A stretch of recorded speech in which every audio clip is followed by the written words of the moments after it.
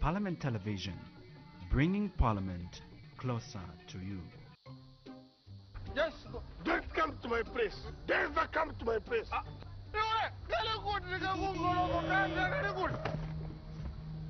Tobias nampeza enza accident. Bezwa mgoneka so. Yaba nanga sininga ndinso inizi when Tobias. Ya mpunga moto kupunga. Tawa no tawa. Oh, run and eat. Hit and run. Sir, my best friend, Tobias, he was hit and run. He died in an accident. And he has left behind 3 kids. 3, sir. With the pregnant wife. Oh, under my care. How am I going to manage Tobias?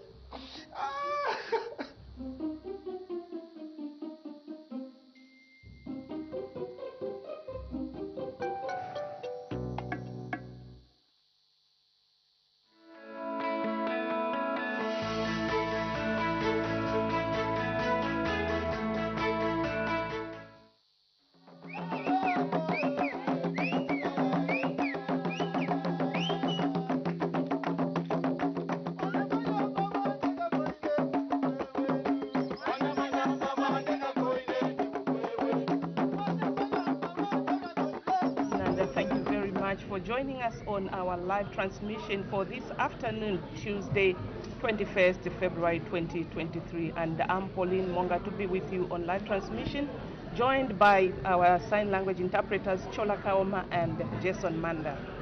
And my name is Matimba Mkua. Thank you so much for joining us. Time now to look at business that was considered on the floor of the House on Friday, 17th February 2023. There was an announcement by the Honorable Madam Speaker in which he informed the House that authority had been given to the Population Council of Zambia in cooperation with the World Health Organization and the Partnership of Maternal, Newborn and Child Health to hold a one-day seminar, half-day seminar for all members of Parliament on Wednesday, 22nd February 2023. And so Madam Speaker notified the House that the seminar would be held under the theme the role of parliamentarians in improving women, children and adolescents' health, including nutrition. She further informed the House that the seminar would be held in the auditorium at Main Parliament building starting at 08:30 hours and requested all members of Parliament to attend the seminar and to observe punctuality. And the House thereafter considered questions without notice during Her Honor the Vice President's question time. The House went on to consider questions for oral answer number 142 to 148 and 150 and 151 under Standing Order 74. There was also a question that was considered under Standing Order 74, and this was question number 149, and the member standing in his place sought leave of the House to withdraw the question, and leave was granted and the question was accordingly withdrawn. And thereafter the House adjourned accordingly at 11:43 hours. And just now we take a short break, and when we come back we give you what is on the order paper for today.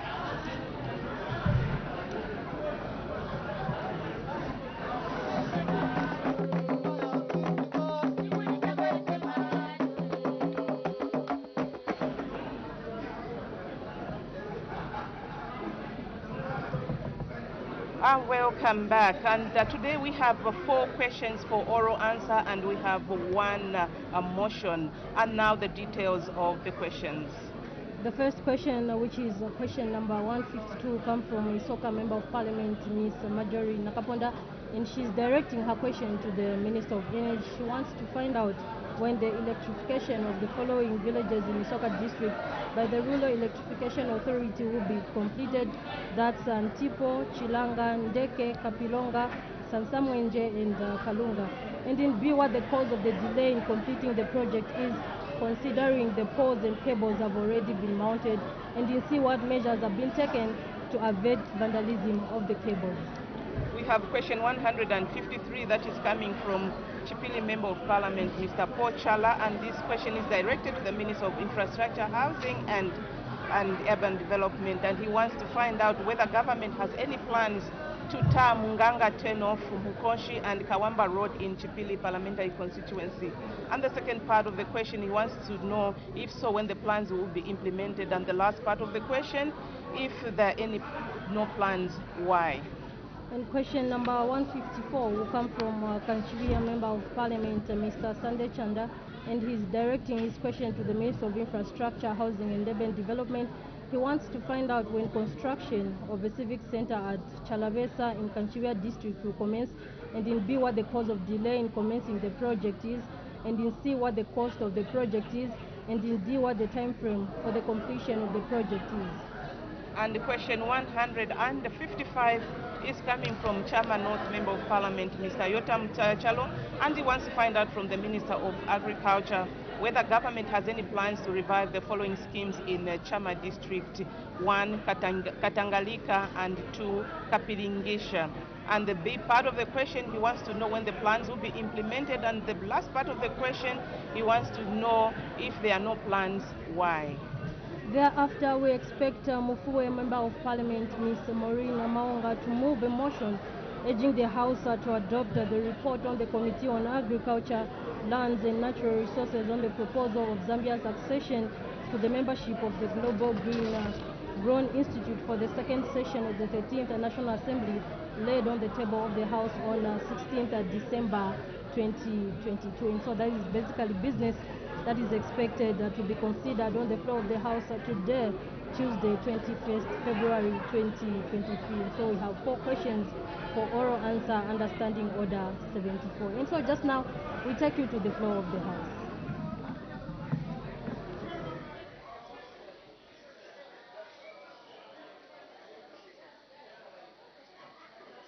Honorable members of Parliament, Madam Speaker.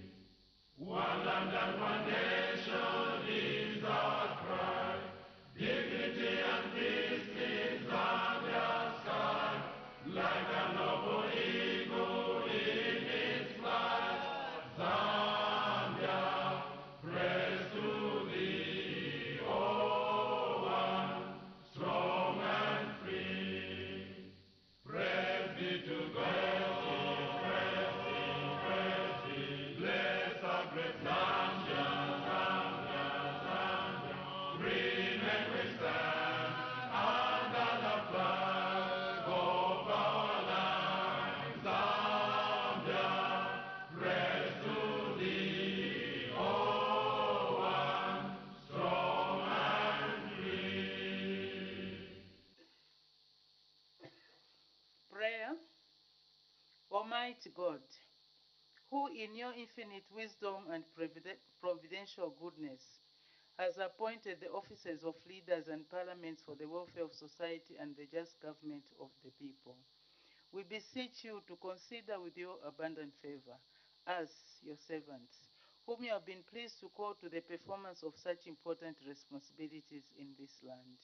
Let your blessing descend upon us here in Parliament assembled, and grant that we may, as in your presence, treat and consider all matters that shall come under our deliberation, in so just and faithful a manner as to promote your honor and glory, and to advance the peace, prosperity, and welfare of our country, and of those whose interests you have committed to our charge.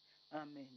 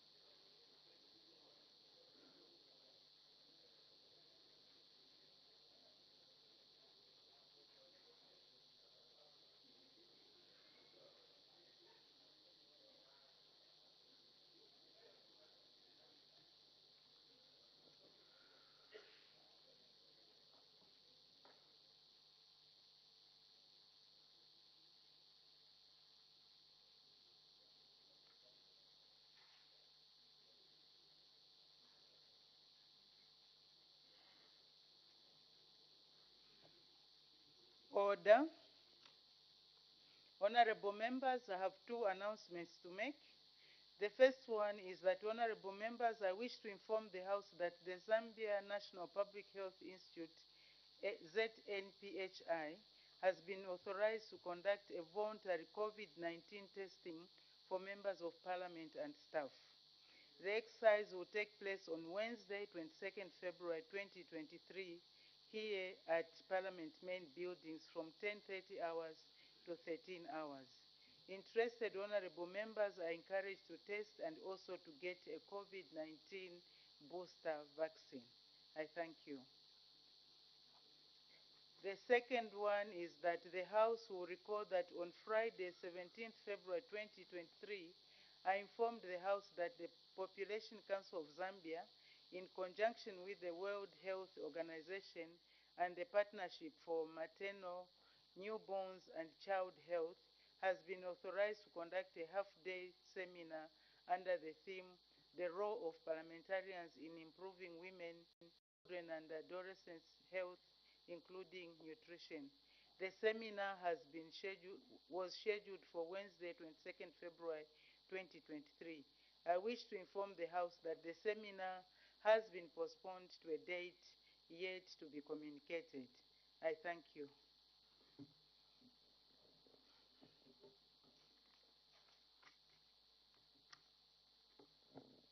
Matters of urgent public importance. The Honorable Member for Petauke.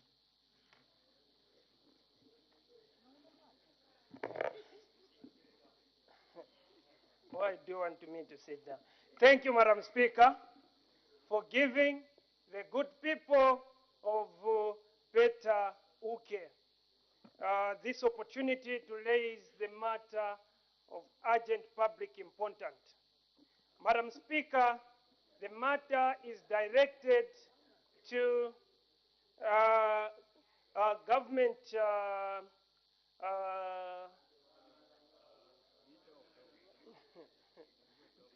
leader of government business, Madam Speaker. Why do you want to intervene? You have got your constituencies, so represent your constituencies. Don't just open your mouth anyhow. There's Madam Speaker there. Madam Speaker. Can we have yesterday, order? Honorable Member for Petauke, order. As you raise your matter of urgent public importance, please, Honorable Member, be advised that you are not supposed to engage the other honorable members in the House. Just speak through the Speaker and raise your matter of urgent public importance precisely and concisely. You may proceed. thank you, Madam Speaker, for your guidance. I'm sure they have heard.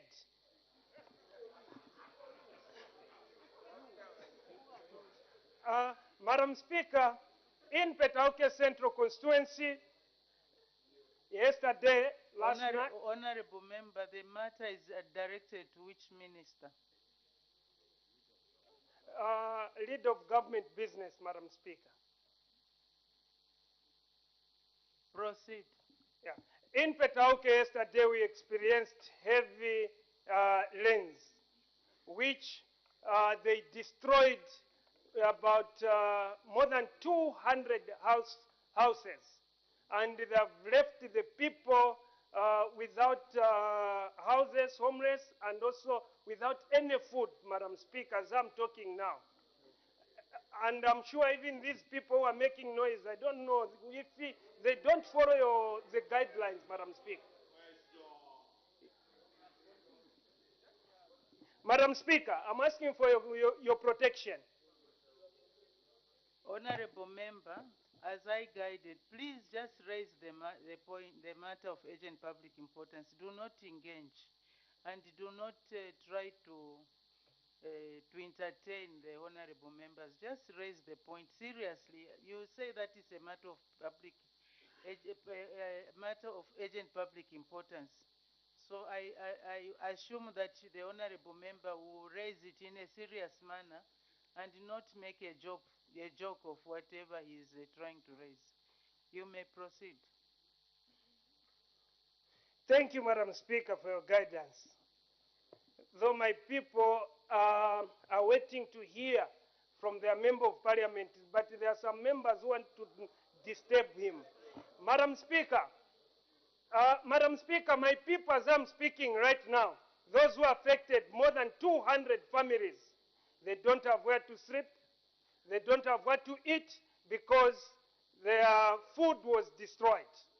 And their beddings were destroyed, their houses were destroyed, Madam Speaker. Nganda zonse zifwaika, vakulya vonse viwonongeka, Madam Speaker. As I'm speaking, apanga fwena njala, Madam Speaker. Meaning they don't have food, they don't have where to sleep, and they can even die with hunger right now. So I'm asking the leader of government business to intervene the way these other constituencies are being intervened with the matter of urgent, Madam Speaker. I thank you. Honorable member, you said is the area is where which is affected, Kabwe? Madam Speaker, it's Petauke Central Constituency, Nyika Ward. Thank you.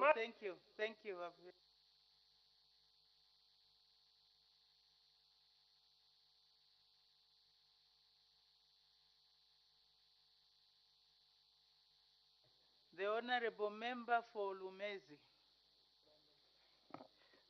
Thank you so very kind, Madam Speaker, for permitting the voice of Lumezi to raise an important matter of public emergency importance on the leader of government business house.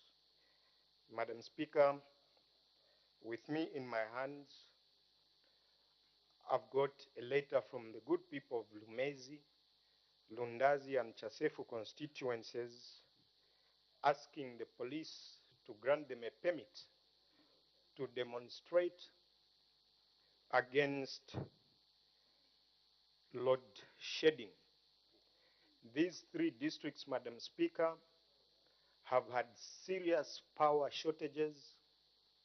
I know Her Honor, the Vice President, last week Friday did indicate, when the Honorable Member of Parliament for Lundazi raised it, that we're alarming the nation. Madam Speaker, I must mention that the people have requested that the answers that were given were not sufficient, because what is obtaining indeed is that people, mothers that are supposed to deliver, are having difficulties. The medium-scale businessmen are having difficulties. The mortuaries' bodies are decomposed. And then here we are saying we're alarming the nation.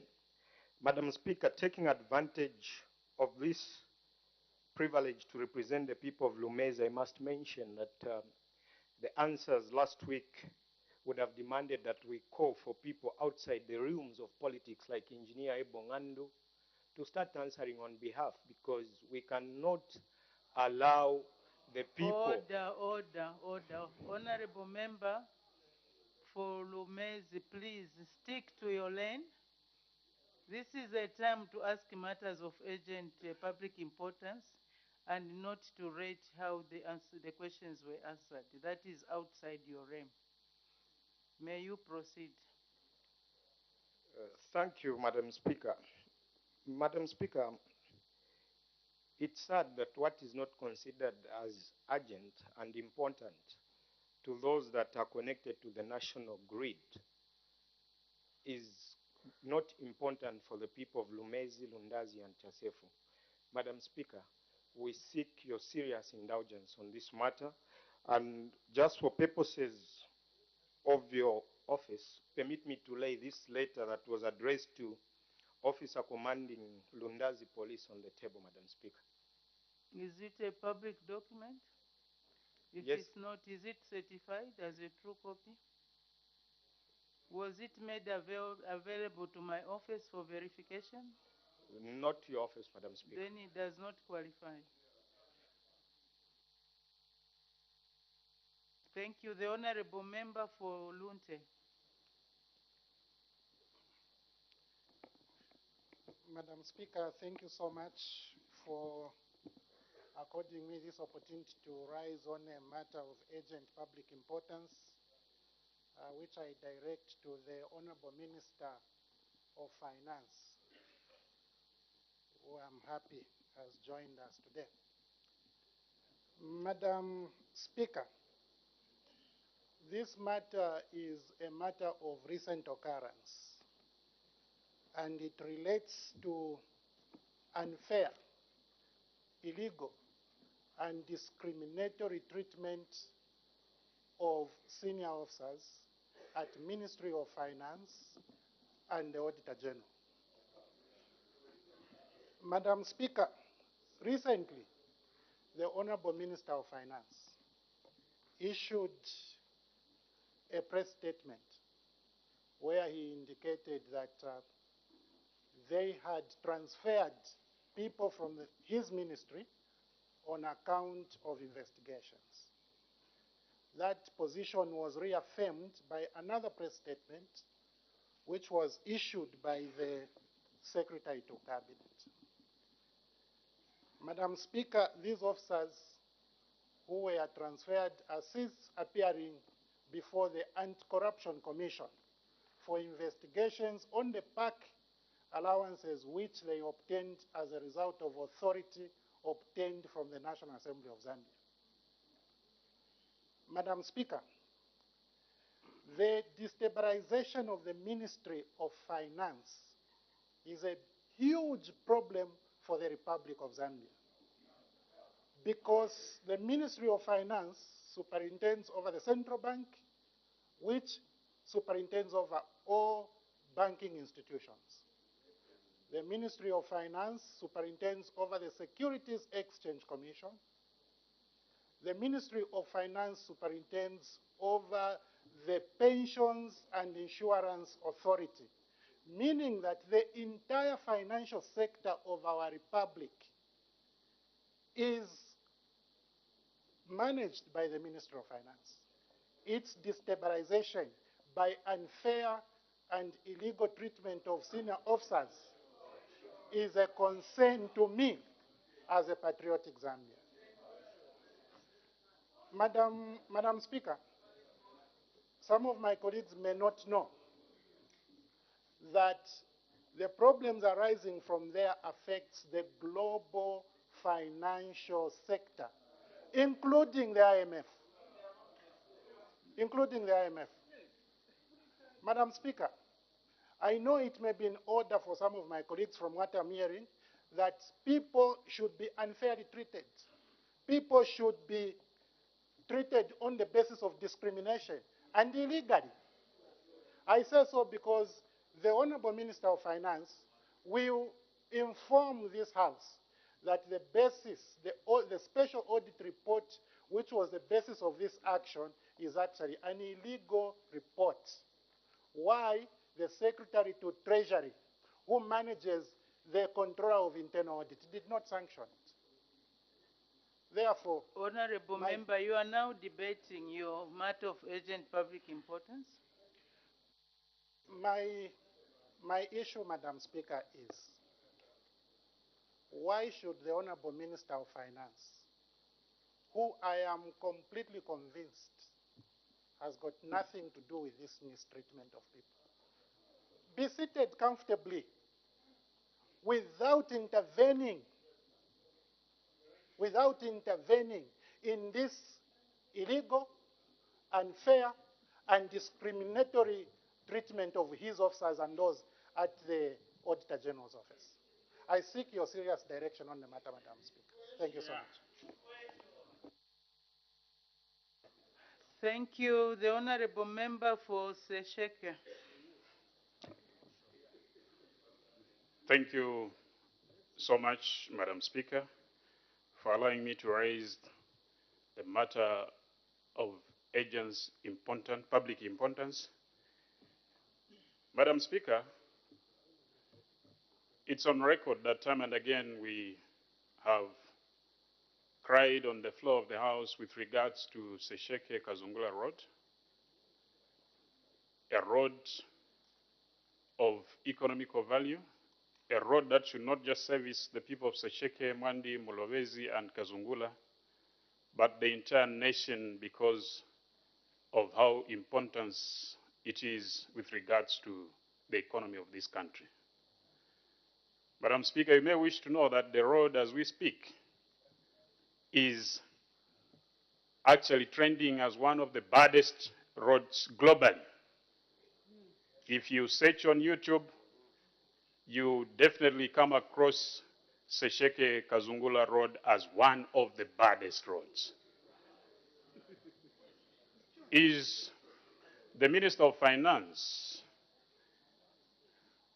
in order to sit there comfortably when one of his wheels of commerce, the Sesheke Kazungula Road, has completely become impassable during this season? I seek your serious ruling, Madam Speaker. Thank you.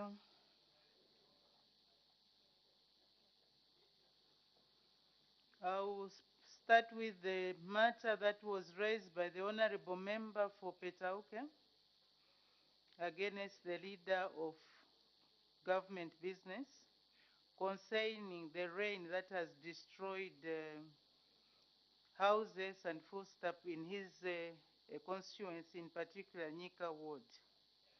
Honorable Member for Petauke, you know that this is the rain season, and we have had rain destroying houses, water, people,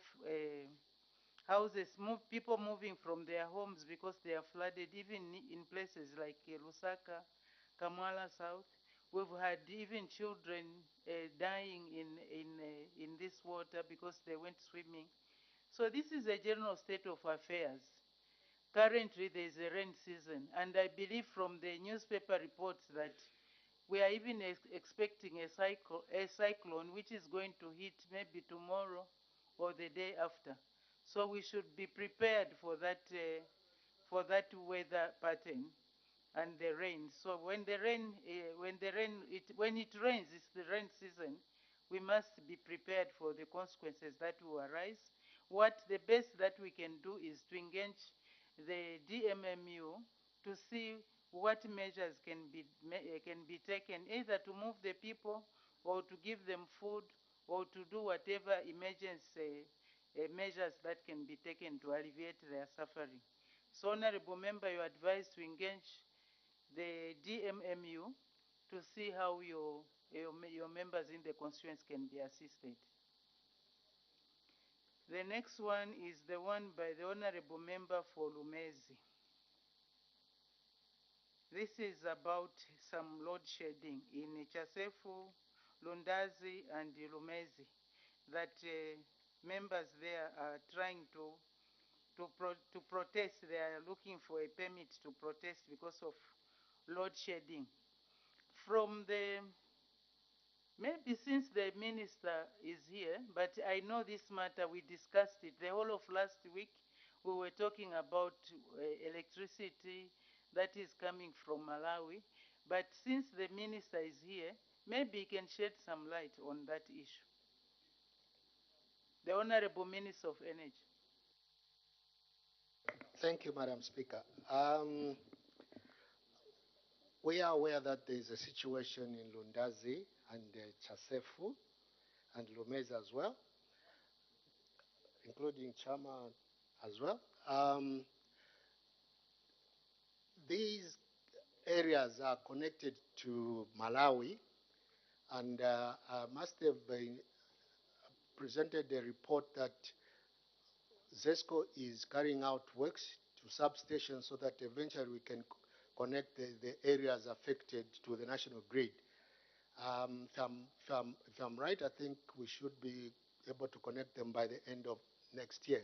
However, we'll look into the situation, and I'll present a report to Parliament as soon as possible. Submit. Thank you very much for that. So, Honorable Member for Lumezi, the government is aware of the situation and something is being done about it. And the minister is going to come back to present a report on how these works are going. The next one is the one by the Honorable Member for Lunte. This item has made a lot of headlines in the paper.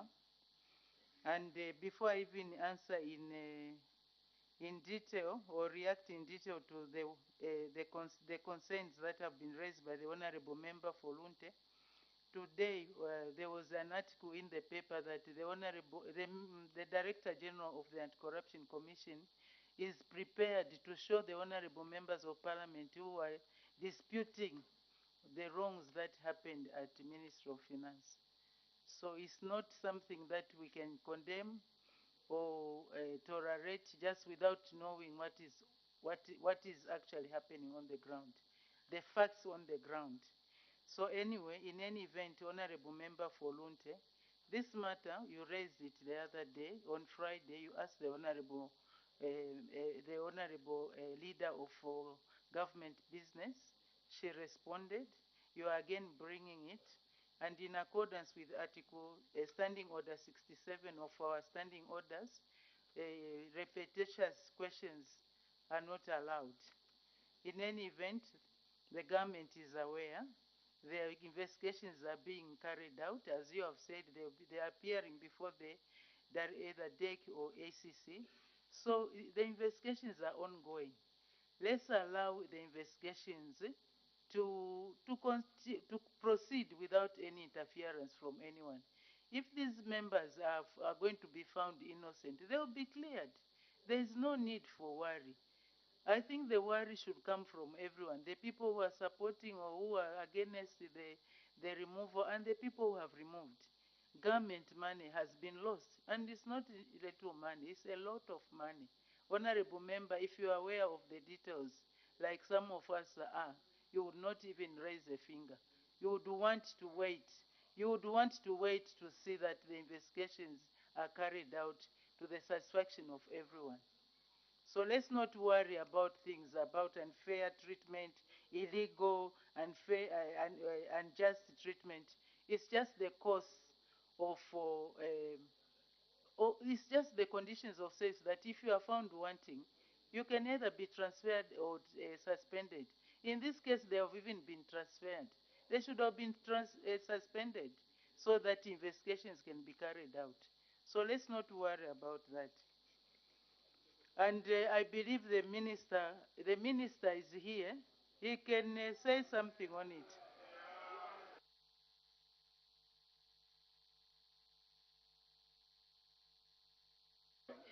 I thank you, Madam Speaker, and I thank the honorable member to provide an opportunity to further clarify on this matter.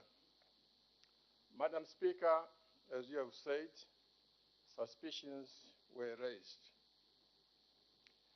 And the culture of this government is not to sweep any suspicions under the carpet. Madam Speaker, you notice that this is in big contrast to what happened before. For example, in the previous government, ministers would be arrested, but they'll be left to sit in their offices, thereby hampering investigations. Madam Speaker, you recall that under the previous government, a number of people were injured. Some were even killed in cold blood.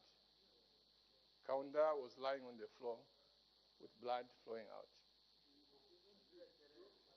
And to get to that, to get the matter to be investigated, there had to be an uproar in society.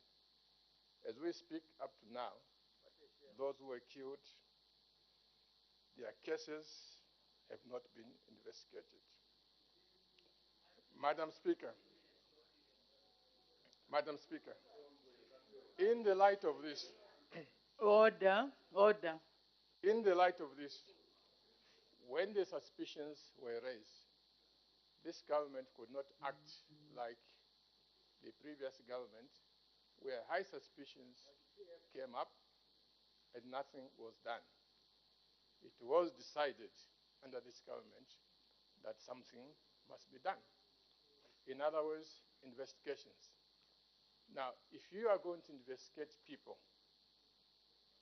unlike in the past, you have to make sure that they evacuate their offices so that witnesses and other investigators are free to investigate without let and hindrance.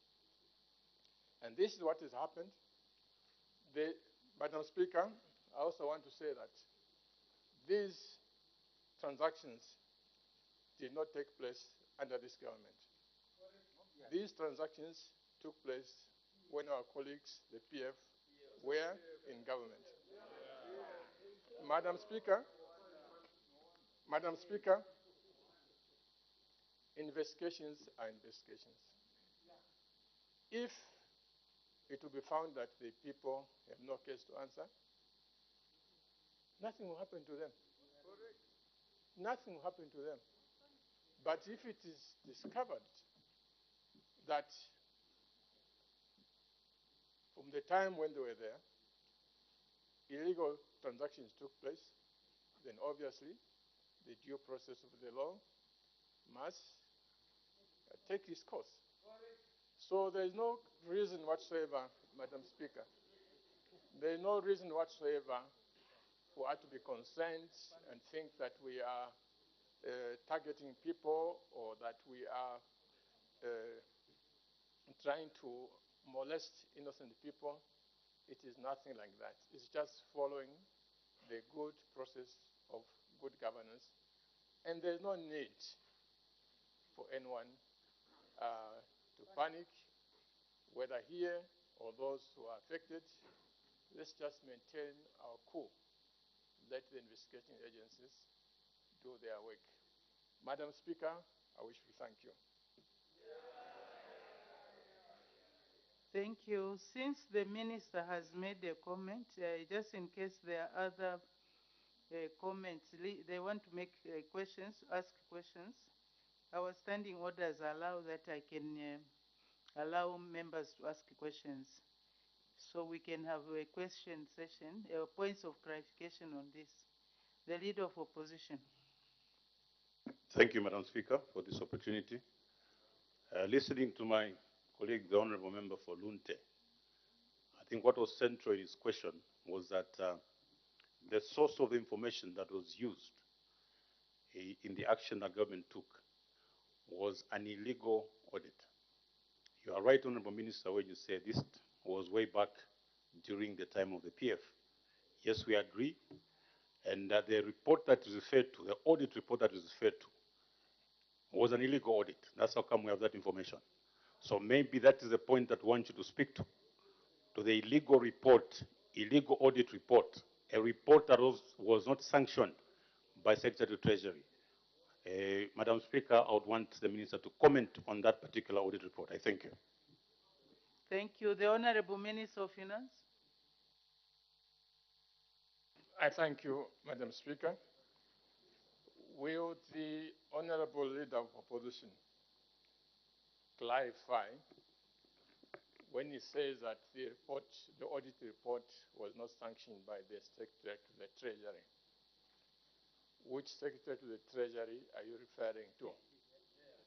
Are you talking about the Secretary to the Treasury under the PF who may have something to answer on this particular case? Or are you talking about the current Secretary to the Treasury? I thank you, Madam Speaker. Thank you. The Honorable Member, we won't have a question and answer session. Or each Honorable Member is just allowed to ask once. So the Leader of Opposition, you have had your chance. The Honorable Member for Shiwangandu. Thank you so much, Madam Speaker. And we agree that we should react to complaints that are coming from the members of the public rapidly, like you are doing, because we can't wait to see those who are rooting Sijorite in Luapula province, who are stealing minerals and being escorted by police. Order, order, order, order.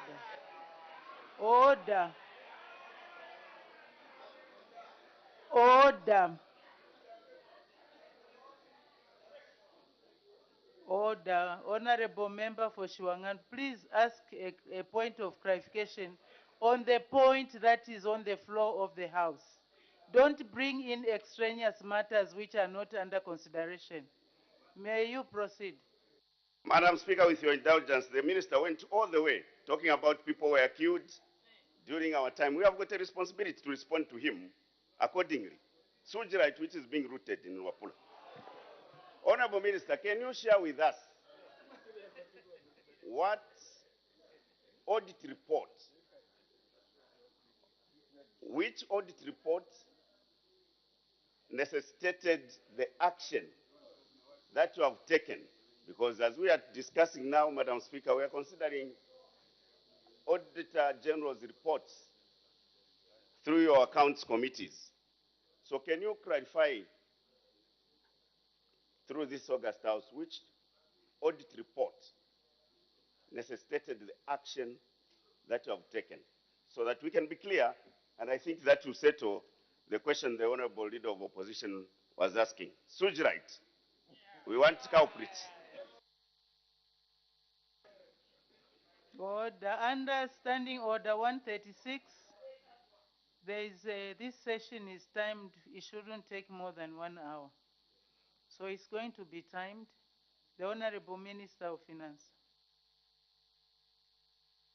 I thank you, Madam Speaker. And I want to thank the Honorable Member for Shiwangandu. Madam Speaker, a suspicion is a suspicion. And that suspicion can come from any source. It can come from an auditing process. It can come from a whistleblower. It can come from an internal audit. Even the police, yes. And once it comes and seems to have substance that requires that you must follow up, you follow up. You follow up. So the issue is to whether this report came from this one or this one or that one. That is totally irrelevant. Totally irrelevant. Even you, Honorable Kampiongo, you were talking about some stones that are being smuggled. Go to the police. Go to ACC. They will not say because you are Honorable Kampiongo, you are not an Auditor General, we will not listen to you. They will not do that. They will follow up. Thank you, Madam Speaker.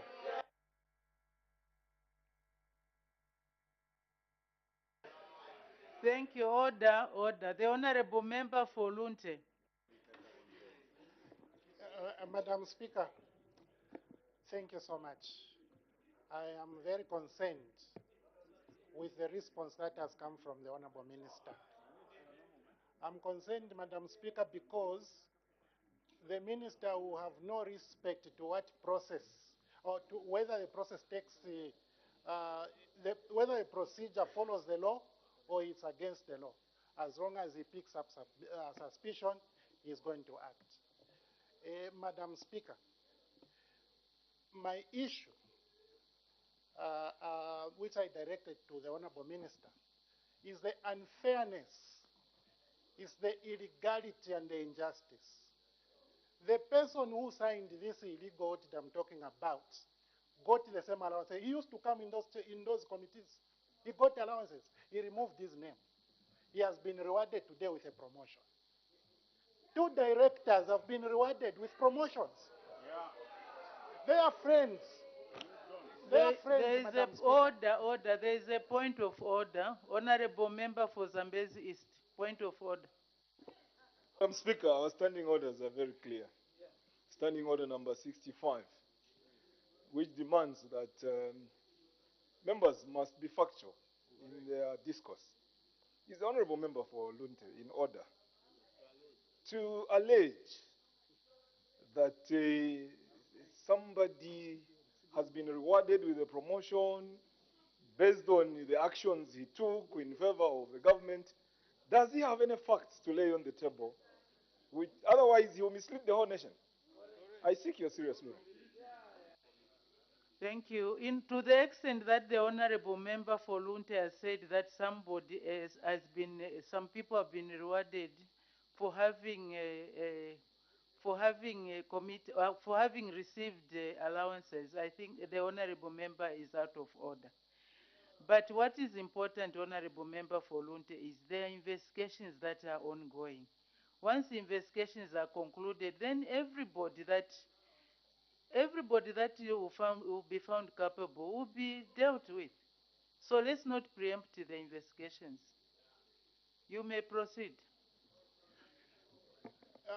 Madam Speaker, in the last Parliament, I was privileged to belong to 2 committees, the budgets and the parastatals, very important committees which were dealing with the Auditor General, both of them. So I am aware that these directors were getting those allowances sanctioned by this assembly. And the issue of the quantums will never bother me because I know people who get allowances every day of their lives. Every day. So, Madam Speaker, is it okay for the Honorable Minister to justify that he doesn't care, even if the audit report which was signed by Ringo Zulu, who is now sitting as the controller of internal audit, even though it was illegal, it is a good source of information? Is that fair, Madam Speaker, for the Minister of Finance to say that? Thank you, Madam Speaker. The order. The Honorable Minister of Finance. Thank you, Madam Speaker. I think what amazes me, Madam Speaker, is that each time there's something to do with investigations, there's always a tendency for our colleagues. There's always a tendency for our colleagues to want to frustrate that investigations.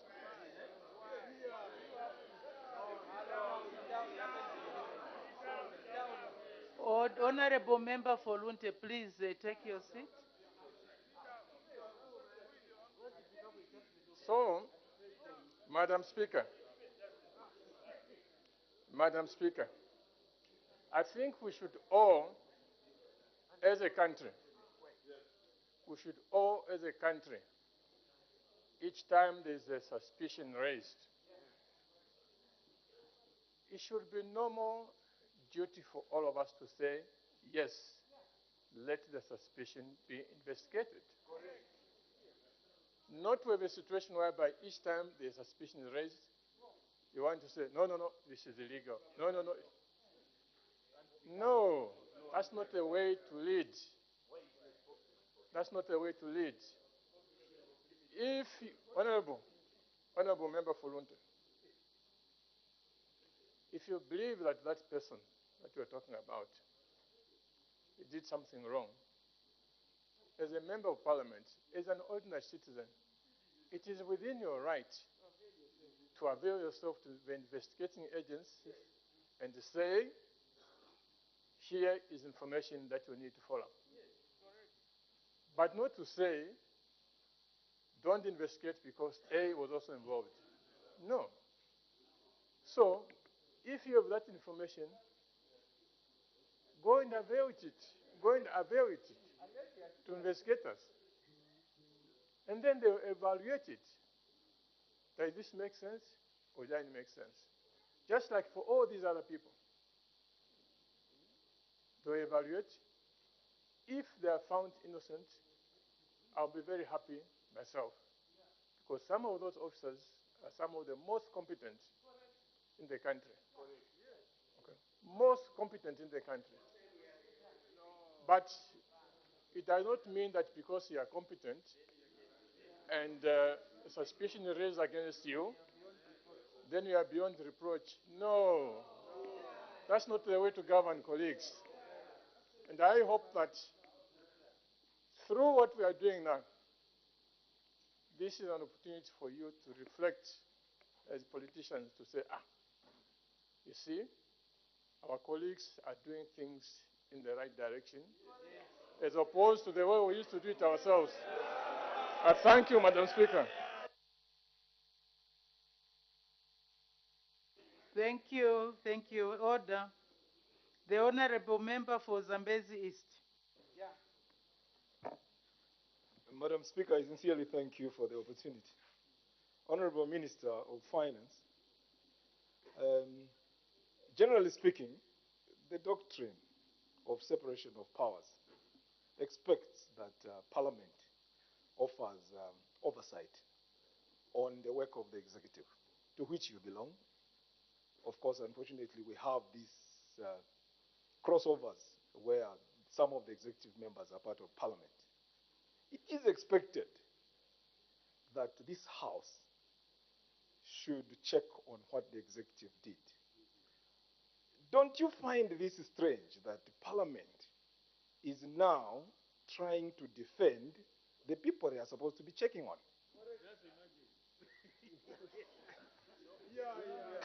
Kindly explain, really, what the role of parliamentarians would be in a matter like this one, where it has been reported that funds were embezzled. I submit, Honorable Speaker. The Honorable Minister of Finance, any comment? Thank you very much, Madam Speaker. And I want to thank Honorable Kambita, Member of Parliament for Zambezi East, for that statement. And I agree 100% with the statement. And it's just my prayer, that the colleagues on the left have listened to that statement very, very carefully, because that's the way things should be. I thank you, Madam Speaker. Thank you. The last question will come from the Honorable Member for Luena. Quality. Thank you very much, Madam Speaker. Honorable Minister, given this very, very strange development, and following up on Honorable Kambita's question, where the legislature is standing up to defend the executive, and the signals coming from parts of the legislature, will your ministry and the law enforcement agencies handling this matter consider expanding the scope and the reach of this investigation to ensure that the money trail is followed? Because it looks like Order. There is a point of order. Leader of opposition, what's the point of order? Yes, Madam Speaker. My point of order, Madam Speaker, relates to the member of Zambezi East. Madam Speaker, the reason to be the resort date of Parliament, one of its responsibilities is to make laws. And if we are lawmakers, and we should sit idle in the face of illegality, And people must question when we question the executive for perpetuating illegality. Madam Speaker, that is very strange because as far as I'm concerned, we are here to make laws. And that when we make laws, we must ensure that those laws are implemented by the executive. And whenever we feel that the executive is not implementing the laws, we have the right to stand up and defend those laws. It should therefore not be strange for anybody to suggest that in defense of the laws that we make, we are committing an illegality. Or defending the executive indeed. So, Madam Speaker, exploiting my position as leader of opposition, I thought I should stand up and just ensure that our friends on the right are performing their functions in a legal way, as opposed to them perpetuating with illegalities whilst we sit back and watch. I thank you, Madam Speaker. Thank you. Thank you. Order, honorable members. The functions of the legislature is 1, to make laws, 2, to represent, the 3 is to provide oversight. So the issue that Honorable Kambita was referring to is in relation to providing oversight, not in relation to making laws and the implementation thereof. So to that extent, the Honorable Member for Zambezi East was in order.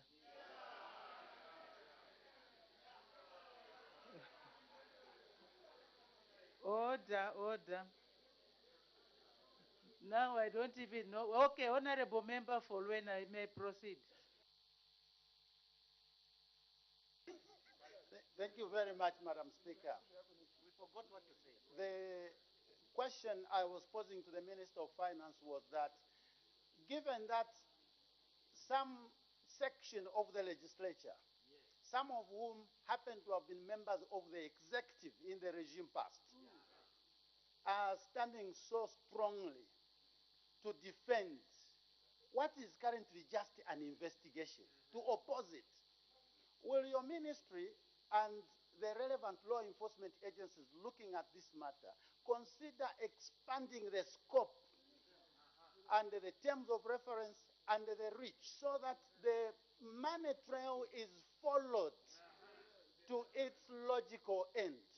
Because this kind of behavior by members of the legislature is strange and should be sending signals. Thank you, Mr. Speaker. Madam Speaker. Thank you. Before the Honorable Minister responds, the Honorable Member for Shiwangandu has a point of order. What's the point of order? Madam Speaker, I rise on a very serious point of order. It's the first time in a long time I've been here to hear members debate each other in the manner we are trying to see. My point of order is premised on Standing Order 65. Is the Honorable Member for Luena in order to insinuate that we who are trying to question the action of the executive are doing anything shorter than offering oversight functions on our colleagues on the executive? Madam Speaker, we shall be coming to talk about this sewage right we are talking about, which borders on investigations. People looting the minerals. We have reserved ourselves, but is it our colleagues in order? Order, order, honorable members. Can we have some order in the House? Order. No one here, Madam Speaker, has said don't investigate, don't audit. After all, what we are doing here are audit reports that we are dealing with. That's our work. And we can be the last person to deny the executive to engage in audits. Are they our colleagues in order to try and insinuate that by asking the minister to verify and clarify the actions they took, we are protecting anyone from being investigated? I seek your serious guidance, Madam Speaker.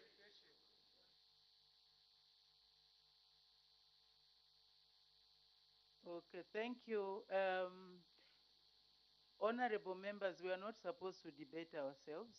We are supposed to debate the issues out there. What I heard the Honorable Member for Luena saying was, he was asking the Honorable Minister of Finance whether he's going to extend the scope of investigations and the terms of reference. so that it goes to the people that were there in the executive at that time. So I don't know if those members who were in the executive at that time who are involved, they are also here or not. Maybe they are not even here. So the honorable member of Ulwena was not out of order. The honorable Minister of Finance. I thank you, Madam Speaker, and I want to thank the honorable member for for Luena for that suggestion. It's a very wise one. And I can only imagine that it's the spirit that has led him to express such kind of wisdom. Madam Speaker, I've taken note. I'm not an investigator, but I'll just convey that suggestion to those who are responsible for investigations. I thank you, Madam Speaker. Thank you. The honorable member for Lunte. Thank you so much, Madam Speaker. Madam Speaker, you need to remind my colleagues that I'm the owner of the question to the Honorable Minister, so I'm entitled to 2 questions. Honorable Minister of Finance, since I raised an issue of illegality, and that referred to the audit report, but also unfairness, which refers to just highlighting a few people who have been cherry-picked. Now that the illegal audit is okay, according to the UPND government, are you going to consider to add the following 5 people who got these same allowances at that same time? Number 1, Mulele, who is a director. Number 2, Willis Pango, who is a director. Number 3, Ringo Zulu, who has been rewarded now as controller of internal audit. And number 4, Joyce Sundano, who was the controller of internal audit at the time. And number 5, Sandra Kawana, who has been rewarded as a director. Will you also, same periods, same type of allowances? Will you report them the way you have reported those to SEC? Thank you. Point of order. Order. The Honorable Minister of Finance, although I wasn't even following. The point of order, Madam.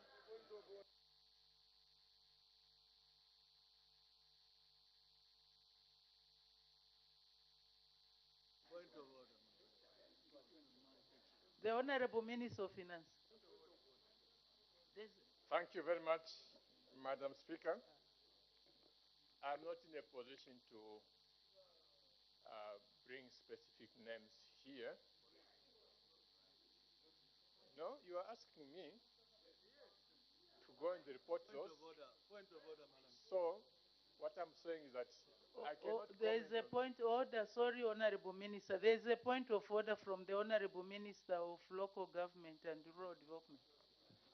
Madam, I'm very concerned this afternoon, and my concern is in the manner in which we are transacting business in this People's Assembly.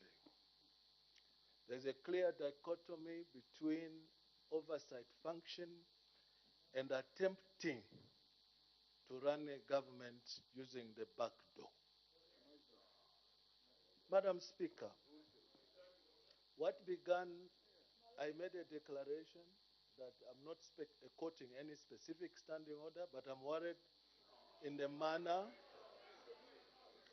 I'm worried in the manner Honorable in Minister, if you can cite a standing order, it will be helpful. I will write on the standing order number 65, which compels us to be first factual and with verifiable information.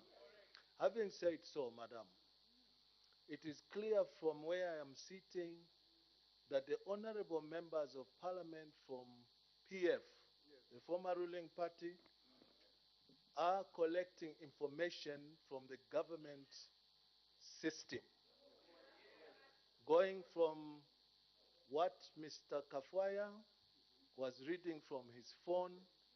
It is very clear there's somebody within the government machinery who is feeding in.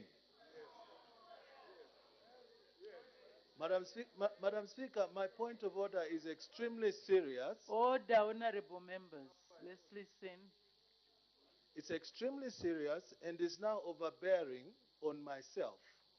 And I'll tell you why it's overbearing on myself when I say there's a clear dichotomy between wanting to run a government and failing to accept that you lost elections and providing oversight role. Madam, the example I will give you in order for you to appreciate where I'm coming from in raising my point of order is that not so long ago, the president, Mr. Hakainde Hichilema, transferred one member of his staff in State House to a foreign mission. And there was an uproar from those who were in government then. I'm giving a clear example of an administrative adjustment. In his maiden answer, the Minister of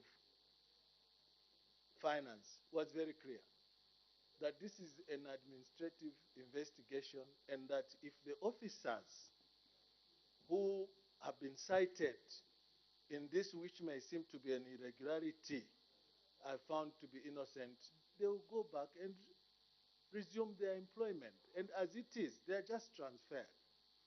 Is it in order, madam, that we can be spending 1 whole hour of a group of people who lost elections, wanting to run government illegally by wanting to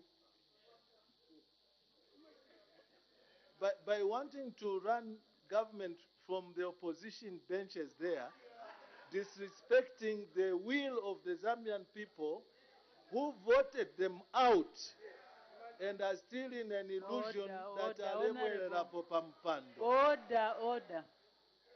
Order, Honorable Minister, please let's not try to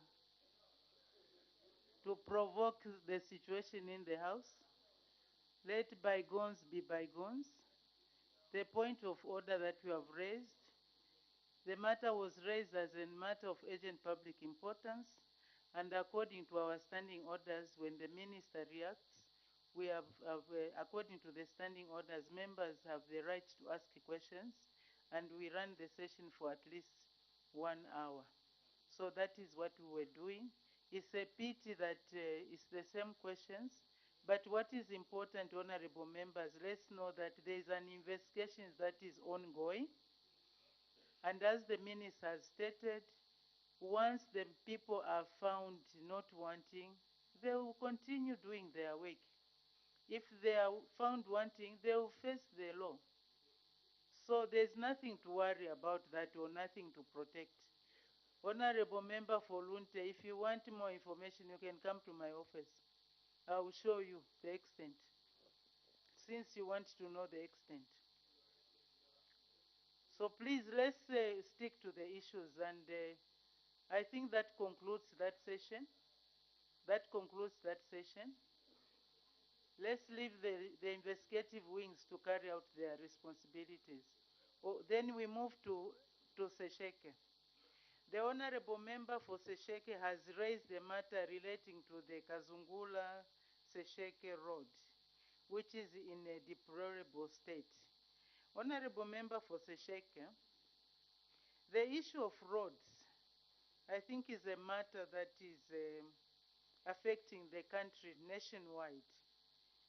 We can't talk about the Mpika Road also is in a terrible state. The one for Honorable Mitete. Yeah, so many roads.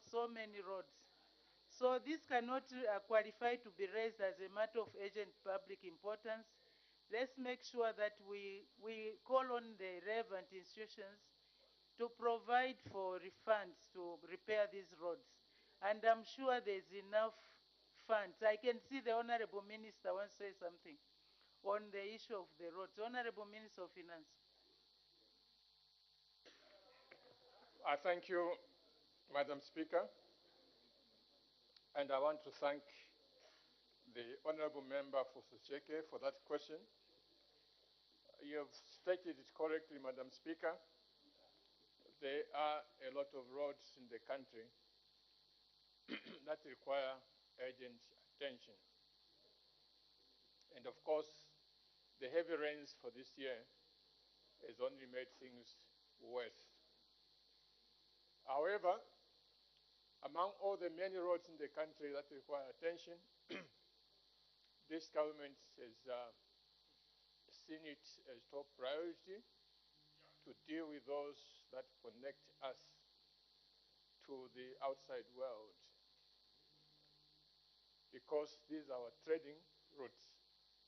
And if the trading routes are impassable, then of course it becomes difficult to trade properly. As a result of that, the three most immediate roads that we are talking about is indeed the Secheke to Kazungula Road. There is also the Mpika to Serenje, I believe, and also on the Greatest Road up to Luangwa Bridge. There's three.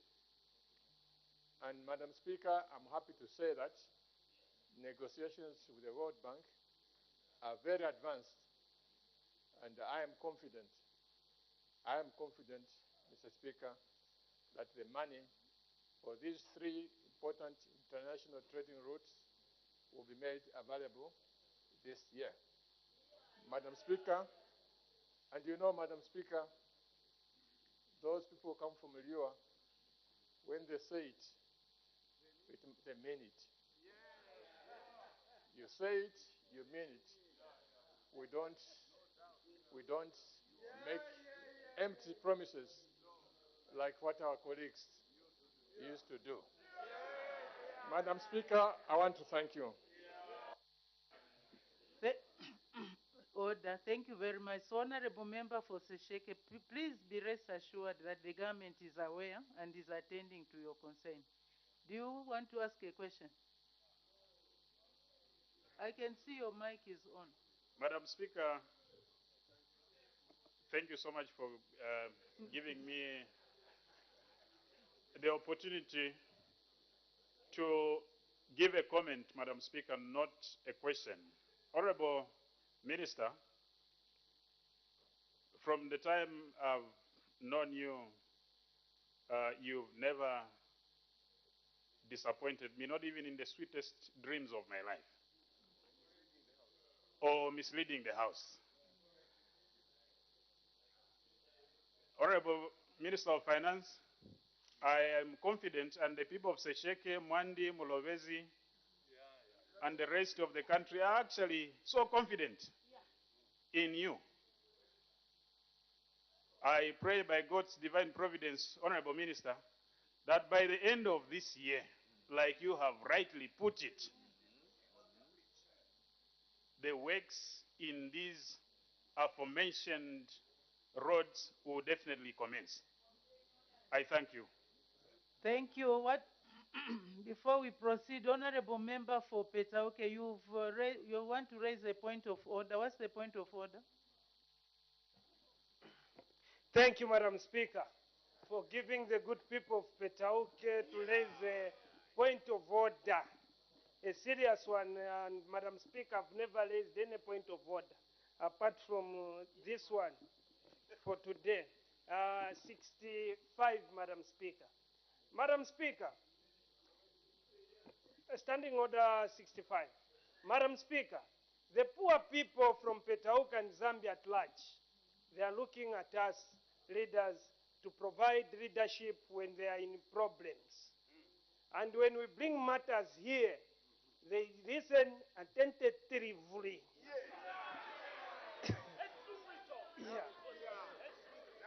To hear what we are bringing here.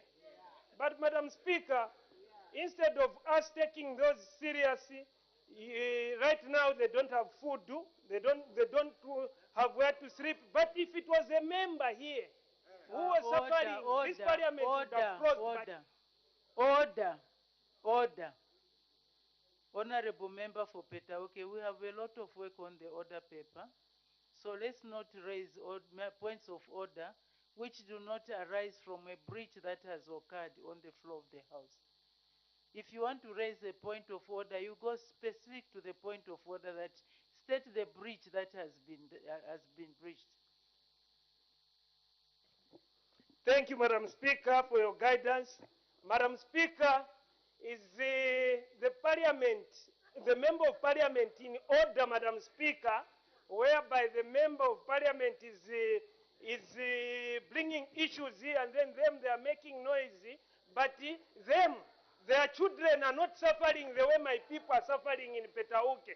They don't have food, they don't have where to sleep, so that you can take that matter and approve the matter of urgency, Madam Speaker. But because of their noise, you couldn't even approve the matter of urgency. And my people, I don't know what I can do here. And tomorrow I won't be with you, Madam Speaker, because I need to provide where to sleep for them, what to eat for them. But it is, even hospital, right now they're in hospital and they don't have money. But as we go to, we go to Coptic, Order. Order. Honorable Member for Petauke, you are definitely out of order. The Honorable Member for Chinsali, you want to ask on the issue of the road? Yes, ma'am.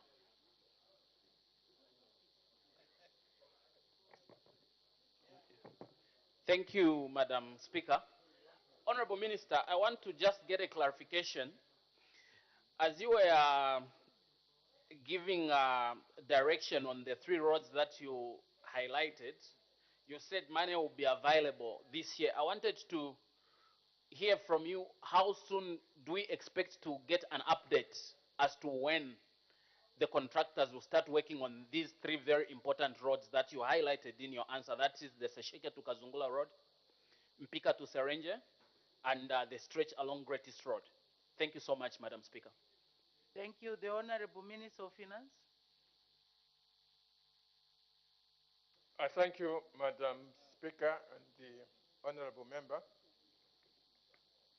My job is to look for money, and I've indicated to you that I'm confident the money has been found. As to the technical details that you are referring to, that's not my job. So when the Minister of Infrastructure is here, maybe may wish to raise that question again. Thank you. The Honorable Member for Sinazongwe. Madam Speaker, thank you very much. Honorable Minister,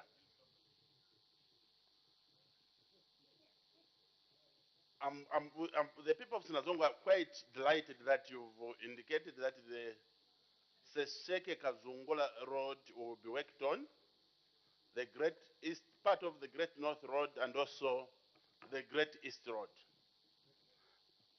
We are in the same dilemma like the people of Mlovezo or Sesheke.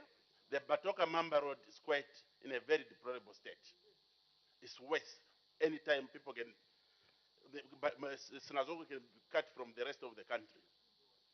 I've been assured by one minister, the Minister of Infrastructure, that this road is under PPP and that it will be done this year. Now, the Honorable Minister of Infrastructure never indicated whether in his lifetime he has lied before. Now, since you have said you have never lied in your lifetime, would you assure the people of Sinazongwe that this Batoka Mamba Road will be done under Triple P? I thank you, Madam Speaker. Honorable Member for Sinazongwe, you are addressing your question to the Honorable Minister of Infrastructure, who you had a discussion with, and he assured you that the road is going to be attended to this year. So I believe the Honorable Minister of Finance was not in attendance when you were discussing, so we can save him that assurance. You can follow it up with the Honorable Minister of Infrastructure. Honorable Member from Kaika, we are almost exhausting this. The last question, I saw the last question I was going to ask was from the Honorable Member from Kaika. These are late indications, will not be taken. Honorable Member from Kaika. Thank you so much, Madam Speaker. Minister, just to find out on the roads that you have mentioned, the 3 roads, I just wanted the clarity on the Greatest Road, because we have Chanida Road that leads to Mozambique, a very, very important road, an economical road. You have not mentioned it here. I was thinking maybe it is part of the 3. I don't know. Maybe I need a clarity from you, Minister. Thank you so much. The Honorable Minister of Finance. Thank you, Madam Speaker. Once again, I want to state that the need is overwhelming and it is recognized. However, the money that is available now is what I've said, Sesheke to Kazungula, Pika Serenje, because on the Great North Road, there are portions that have already been done by the EU, I believe. And then Chongwe to Luangwa Bridge. At the moment, the Chanida Road is not included in that because the money does not extend there. Madam Speaker, I want to thank you. Thank you. Honorable members who want to ask the Honorable Minister of Finance about the respective roads, they can quietly, when they have time, ask the Honorable Minister so that we make progress. I have permitted Her Honor the Vice President to make a ministerial statement. Her Honor the Vice President.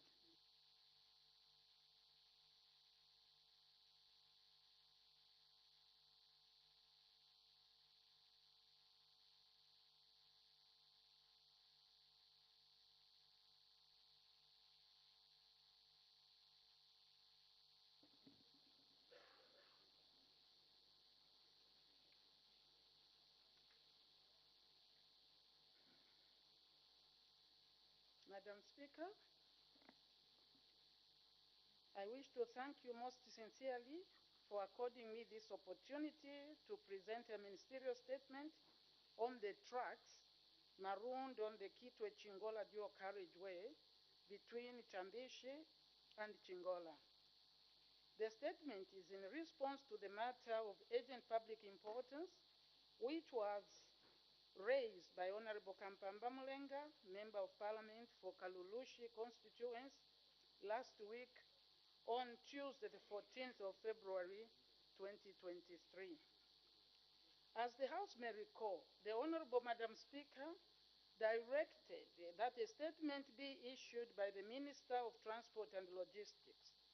However, due to the cross-cutting nature of the issues raised by the Honorable Member, the Honorable Madam Speaker, through the Clerk's Office, guided that the statement instead be issued by my office.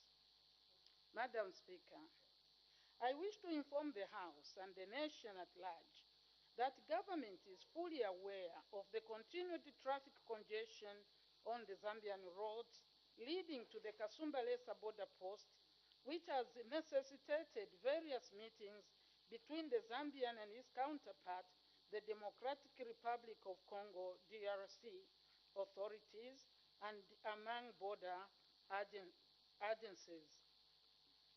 Madam Speaker, my government has held various high-level engagements with the Democratic Republic of Congo, DRC, authorities and other stakeholders aimed at resolving the problem of traffic congestion along the road leading to Kasumbalesa border post.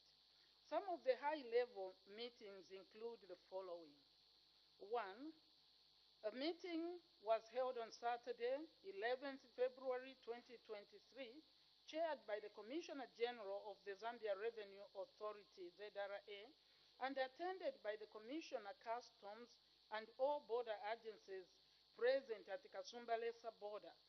The Chililabombwe District Joint Operation Commission, DJOC, DJOC, and the press. The objective of this meeting was to identify the main causes of the problem and come up with measures to resolve the problem. 2. The Minister of the Copperbelt Province and the DRC, Haut Katanga Governor Jacques Katwe, had a meeting in which DRC had agreed to extend working hours at Kasumbalesa border post to clear over 2,000 trucks which are marooned on the Zambian side. And three, on the sidelines of the 36th ordinary session of the Assembly of the African Union, His Excellency, the President, Mr. Hakainde Hichilema, held a bilateral meeting with His Excellency Felix Tshisekedi, President of the Republic of Congo. The meeting was centered on resolving the challenges of the Kasumbalesa border post. Madam Speaker, the following are some of the identified causes of the traffic congestion on the Zambian roads leading to the Kasumbalesa border post. 1. Non-adherence to operating hours at the border between ZRA and the DRC customs authorities. Whereas the ZRA works from 06 hours to 20 hours, as agreed by the two countries, the Congolese authorities open their side as late as 7 hours and close as early as 18 hours. 2. The borders that feed traffic into Kasumbalesa border, that is the Chanida, Nakonde, Katimamulilo, Chirundu, and Kazungula, work longer hours, some as late as 22 hours, which leads to more trucks piling up at Kasumbalesa. 3. The rain and wet conditions have reduced the holding capacity of the truck yard at Kasumbalesa border to an average of 900 trucks against 1,850 in the dry season. This has mainly contributed to the extent of the highway queue. 4. The dilapidated road leading to the border, and mainly at the market, has led to increased breakdowns and the constant slow traffic movement. 5. Most drivers prefer to pay late tax penalties on the Zambian side, where the security situation is better than on the DRC side, and therefore do not proceed when it's late.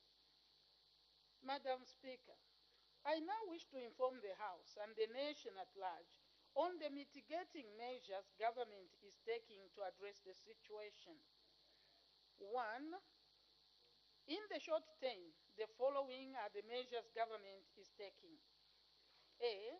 Engagement with DRC customs authorities, which have continued through various platforms. This is aimed at improving daily output through increased document processing on the side and observance of harmonized border operating hours to allow for traffic flow into Congo. B. Multi-stake engagements with a focus on having trucks ready to exit into the DRC accorded this opportunity without parking on the Zambian side by creating a dedicated free lane for expedient movement. C. Drivers are vigorously being engaged, and those who have already paid are made to move out of the parking yard. D. Immigration Department has allowed drivers to move up to the Kasumbalesa border without having to pass through inland offices like Chingola or Kitwe to extend their visas when the 7 days transit period expires. They have another option of applying for 14 days business visa, which is more flexible under the current situation. In this regard, the Southern African Development Committee, SADC, truck drivers should be community. Truck drivers is engaging its members for publicity. E, patching of the road leading to the border is underway and work is going on. F, the House may also wish to note that transit days have been extended to 12 days to ensure clearing agents' accounts are not suspended after the statutory 5 days. In addition, consignments for credible agents are being facilitated through special release and monitoring system to exit ports. G, the ZRA is reviewing its staffing levels at the border with a view of sending additional staff to improve clearance time.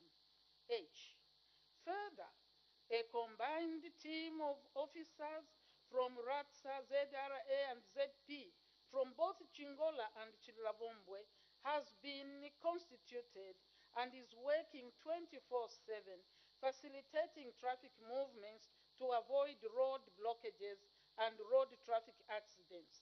This team has also developed a robust communication system which ensures perfect coordination. Madam Speaker, in order to address the health and sanitation challenges being posed by this situation, the following measures have been taken.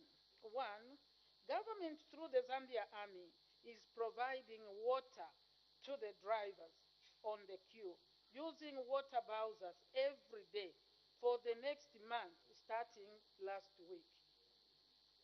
To this effect, ZRA donated 300 liters of diesel to support this activity, while another 75 liters of fuel per week has been pledged by a private company to support water distribution.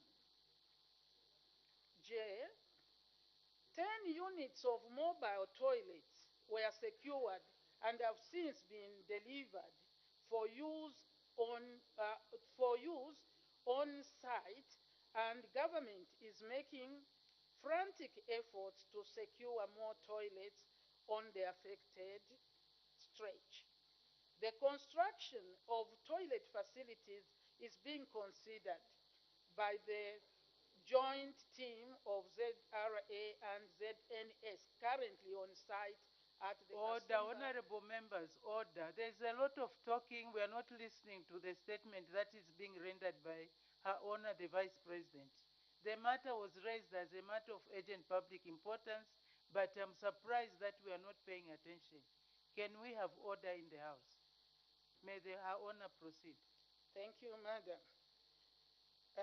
K, the Ministry of Health is scaling up sensitization on activities in order to prevent both notifiable and communicable diseases such as cholera and HIV and AIDS, among others. Madam Speaker, in the medium to long term, the government is taking the following measures. Process harmonization. The National Trade Facilitation Committee, under the Ministry of Commerce, Trade and Industry, will merge and harmonize pay points for charges and fees into a single payment point using the Zambia electronic single window by June 2023.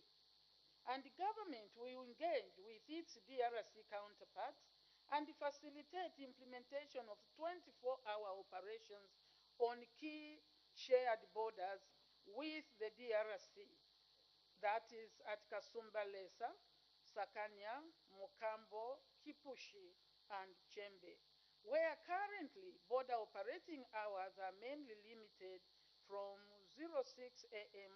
to 18 hours. B, security. The Joint Permanent Commission, JPC, between Zambia and DRC will need to address the security concerns that have been persistently raised by drivers over the years. C, parking yard and related facilities. Following the impending takeover of traffic management from the concessionaire on 3rd March 2023, the ZRA has budgeted for the construction of a modern all-weather parking yard with a holding capacity of 2,000 trucks, accompanied by sanitary and kitchen facilities for the drivers by December 2023. And D, road infrastructure to alternative borders. Government will expedite the construction, rehabilitation of the roads leading to Kipushi, Mokambo, and Sakanya borders, as these are alternative routes to DRC. However, the current state renders them impassable, especially during the rain season. In conclusion, Madam Speaker, I wish to inform the House and the nation at large that the interventions and efforts being implemented by government and various stakeholders have since seen the queue significantly reducing in the past 1 week from Kalulush Road to Chambeshi. It is therefore our hope that these efforts will eventually help bring sanity and normalcy to the motorists and the communities in the affected towns of Kalulushi constituents and other constituencies along the road. Madam Speaker, I thank you. Thank you very much.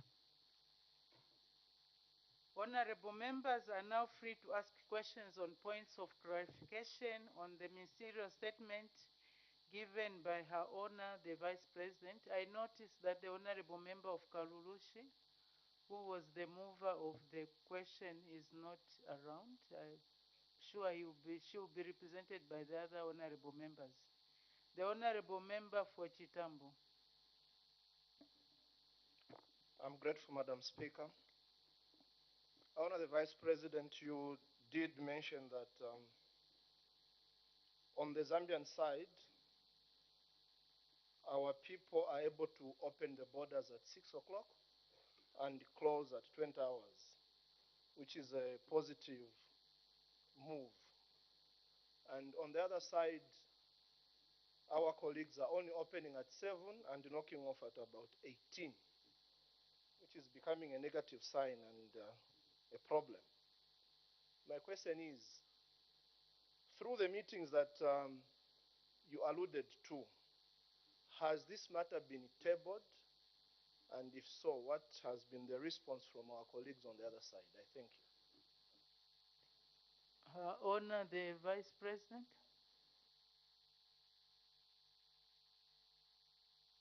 Thank you, Madam Speaker. Indeed, we have seen a variance between what is happening on the Zambian border and what is happening on the Congo, the DRC side.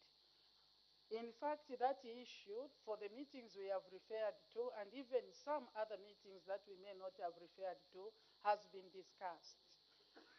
From the information I have, there is normally an agreement, but no sooner do they agree, do things go right back. But we cannot give up. We will continue to engage with colleagues from the other side. You will remember that it was recently announced, even after the President met his colleague, that this was one of the things that was spoken about. But what you hear, like, was it yesterday, they knocked off about 1855. Thank you. The Honorable Member for Chama South with the Honorable Cabinet Ministers there. Please, can you lower your voices as you discuss whatever you are discussing? I thought the Honorable Minister of Fisheries was in Italy. I saw something about acting. What happened?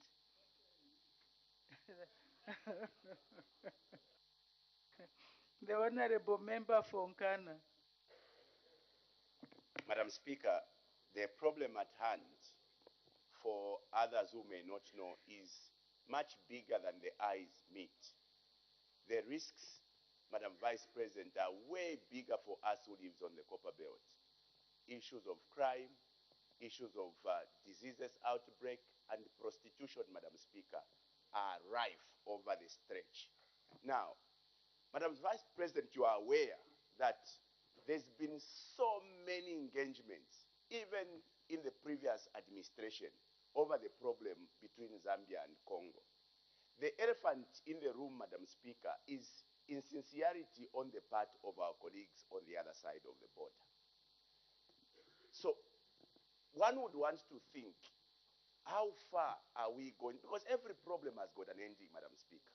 How far, how many meetings is Zambia going to have with our colleagues on the other side to end this problem, if this issue of insincerity is not dealt with?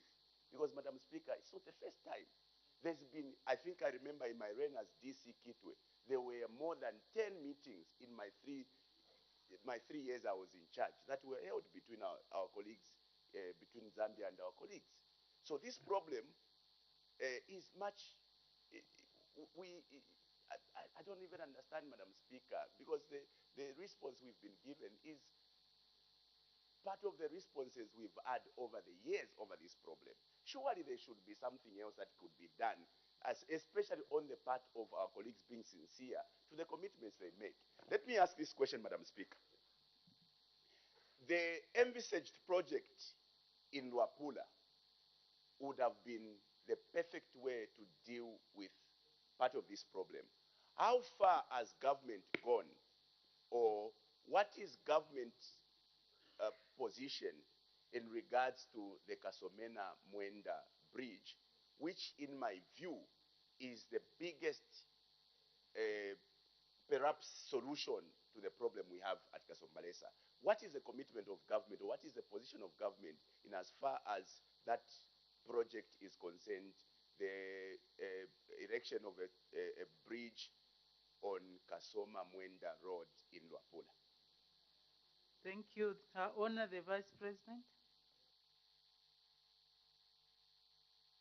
Thank you, Madam Speaker, and I would like to thank the Honorable Member for his observation.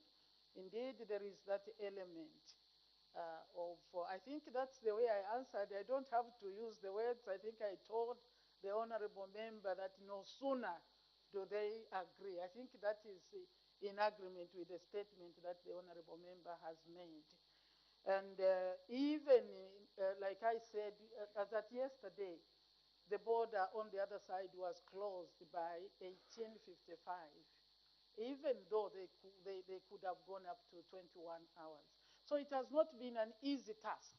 But we need the border, except we have to decongest the border. This is why in my statement I said we have to work on the roads and infrastructure generally, including the border infrastructure in other entry points. That may include Mwenda Kasomena. But that includes for now Sakanya. I think I mentioned Sakanya border. I mentioned Mokambo. I mentioned Kipushi. I think these are the ones. Of course, Chembe, I think it still goes that way. So we have to find how we decongest that border, because indeed it has been difficult. There have been meetings, like you have said. The 3 meetings I referred to in my statement are meetings that have been held in under a month. But the situation continues and the traffic continues to grow. Particularly that Kasumbalesa is being fed by other borders, more than one border. I think I mentioned Nakonde, you come to Chanida, you go to Kazungula, Chirundu, and even Katimamulelo. So there are many borders that are coming and currently using the same because of the bad infrastructure on our side on the other 4 borders. So in the long term, those should be worked on to decongest that border. That may alleviate the situation that we have. Thank you, Madam. The Kasomeno, I don't know. Kasomeno Bridge. Thank you, Madam. Maybe I swallow words. I did mention that that is one of the solutions.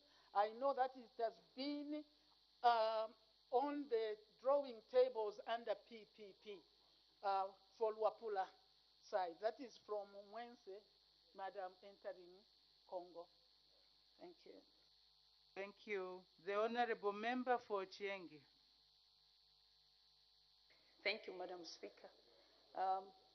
Madam Speaker, through you, I would like just to find out, because the Minister of Finance has only mentioned about 3 roads that the government is going to work on, and Sakanya was not mentioned. Sakanya was not mentioned by the Minister of Finance. Now, her owner is saying that these are going to be constructed. Indeed, Sakanya Road is the easiest way and the quickest possible way of getting into Congo. Now, I would like to find out, because now it's like those who are listening and the concerned people, the Zambians, they've heard that only few roads that the minister who is in charge of finances is going to sponsor. Now, Sakanya Road was not mentioned, so I would like just to get a clarity on that. Thank you, Madam Speaker. Her Honor, the Vice President.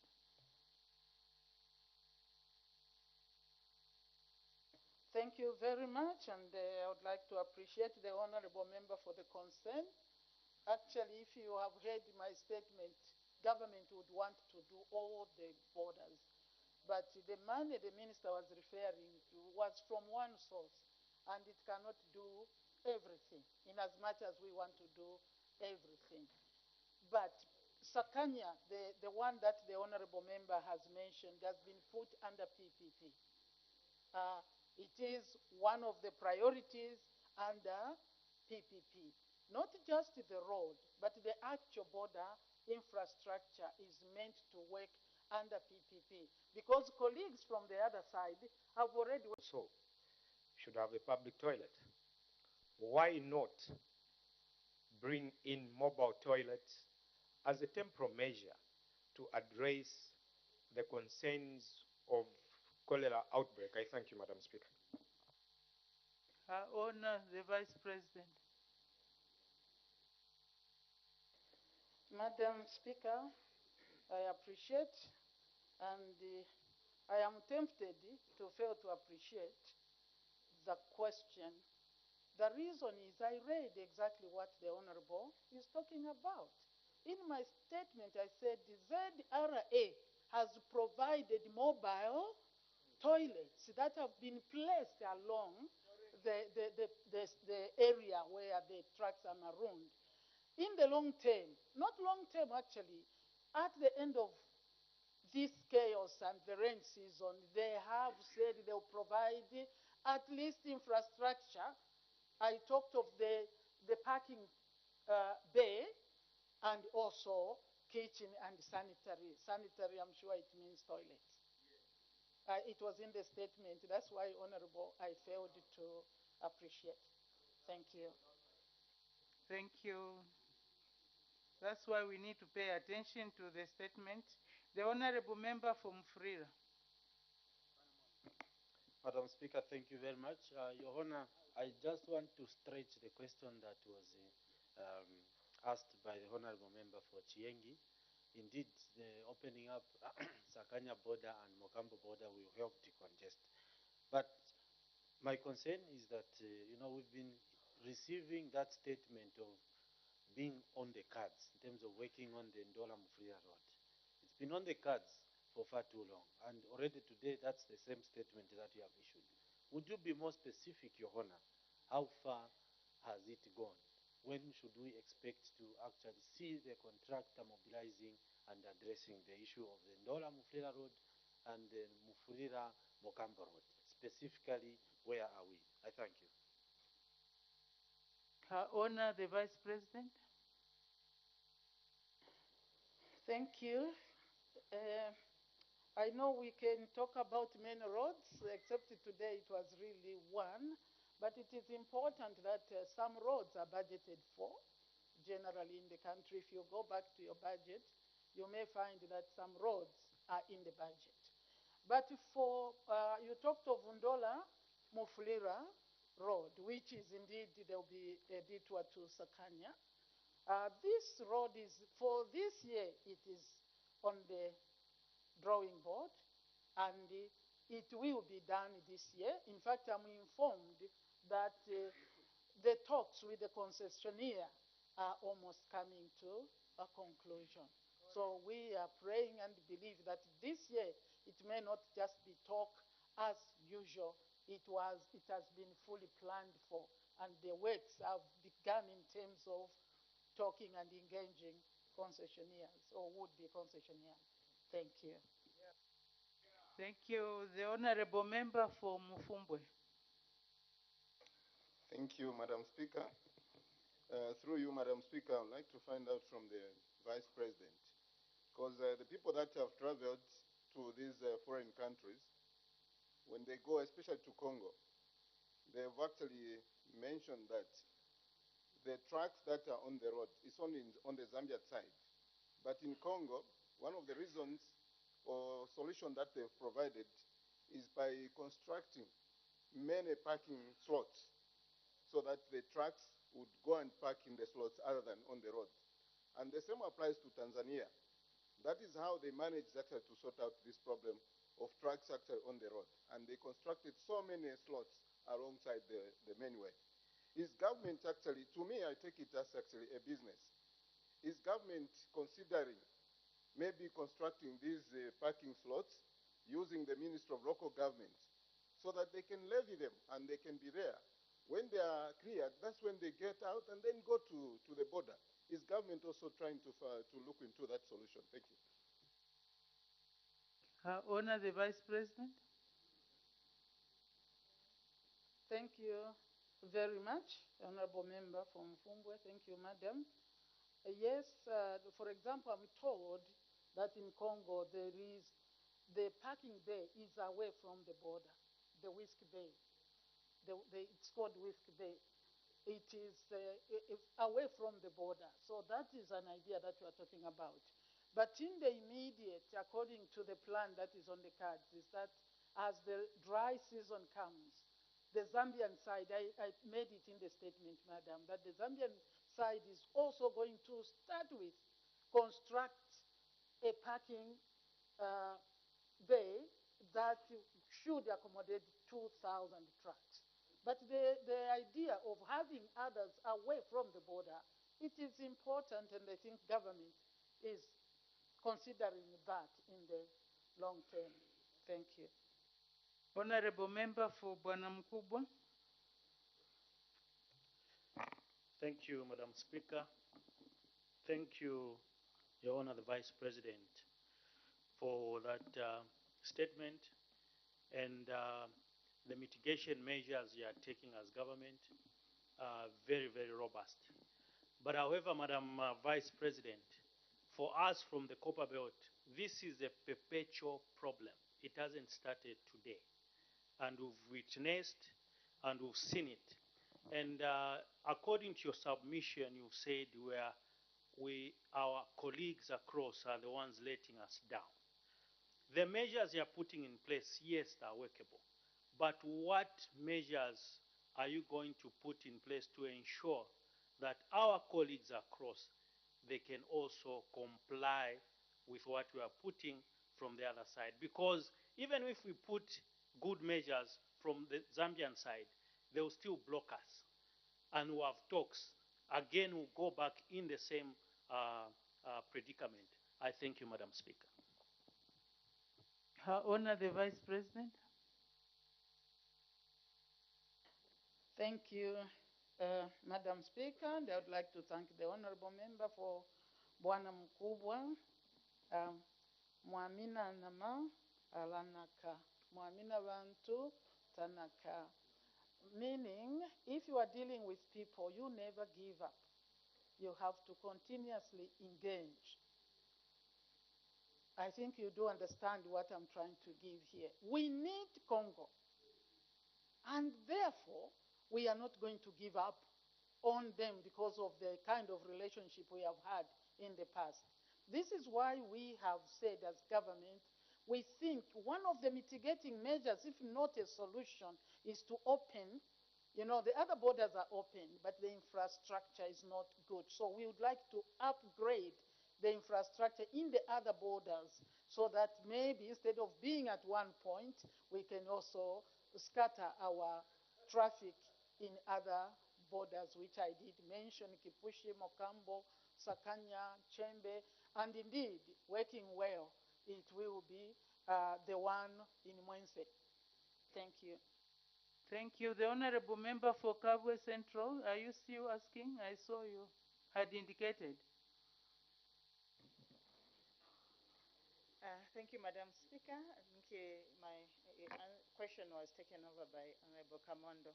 But however, I would just want to say maybe going forward we should look at developing a business model of maybe prescribing the number of days a truck should be within the country. If not, so that other business people can open up, like maybe the inland ports where there'll be warehouses to offload. If one exceeds the number of days that they'll be in the country, so the other country, which is also giving a problem, should feel it. They should start following their goods from our country, and we'll be making a business, we'll be charging those warehouses. Thank you. It was a comment. I'm sure Her Honor the Vice President has taken note. The Honorable Member for Chipiri.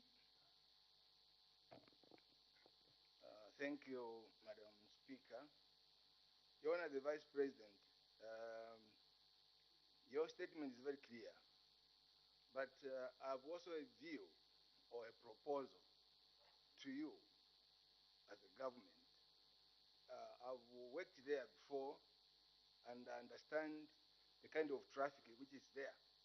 Because you would find that one company has 20 trucks, local transporters, 20 trucks, and these 20 trucks will be released at a go.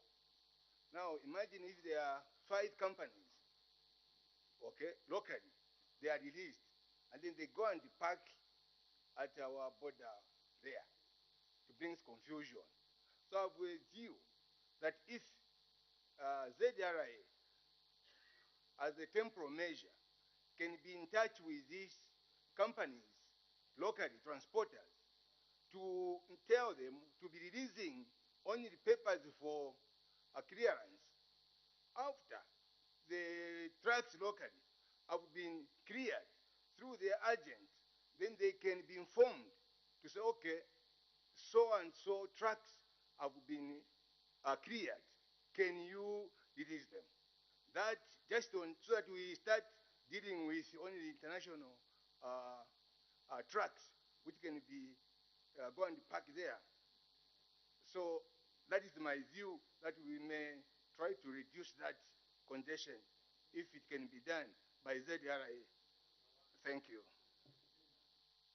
Is Her Honor the Vice President. Thank you, Madam Speaker, and I would like to thank the Honorable Member for Chipili.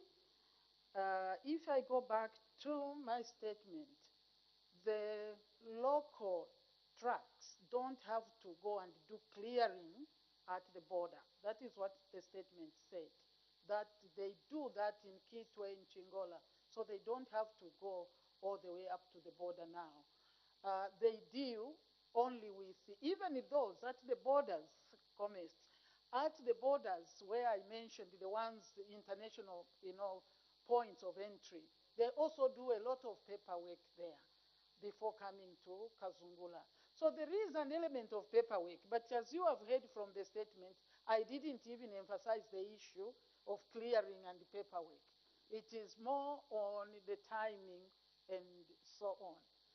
So they have created points where this clearing is done internally for our own local goods. Thank you. Thank you. The Honorable Member for Kankoyo. Thank you very much, Madam Speaker. Madam Speaker, I want to thank the Vice President for confirming that the Ndora Mufurira Mkambo Road will be done this year. Now my question is, the Mkambo Road, the Mkambo border currently is working. Why are trucks avoiding using the Mkambo Road, Mkambo border, and choosing to go through Kasumbaresa when that border is available and the road was done after RDA gave us 1 million to repair it? Thank you. Her Honor the Vice President. Thank you, Madam Speaker, and I would like to thank the Honorable Member for Kankoyo.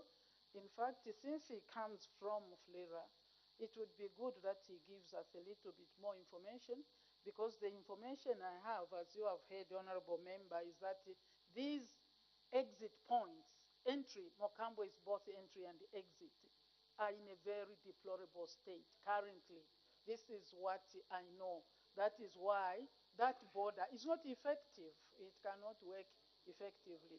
But if it is in a state that the Honorable has referred to, really the truckers themselves will take themselves there, because they are looking for a better place where they would spend more time. But Honorable, like I have said in the statement, we are working to work at that, so that we have a situation where vehicles or trucks are able to pass after the rains. Thank you. The last question will be from the Honorable Member for Kavushi.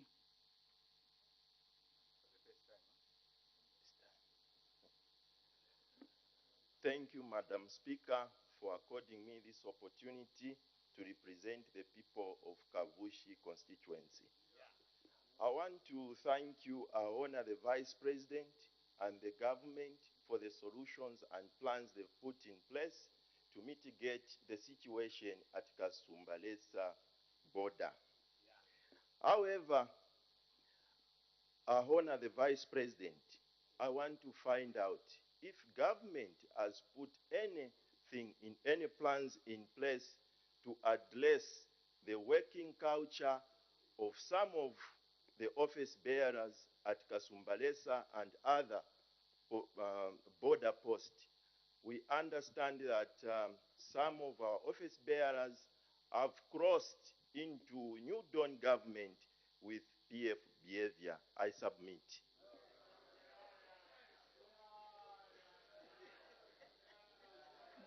Order, order. Her Honor the Vice President.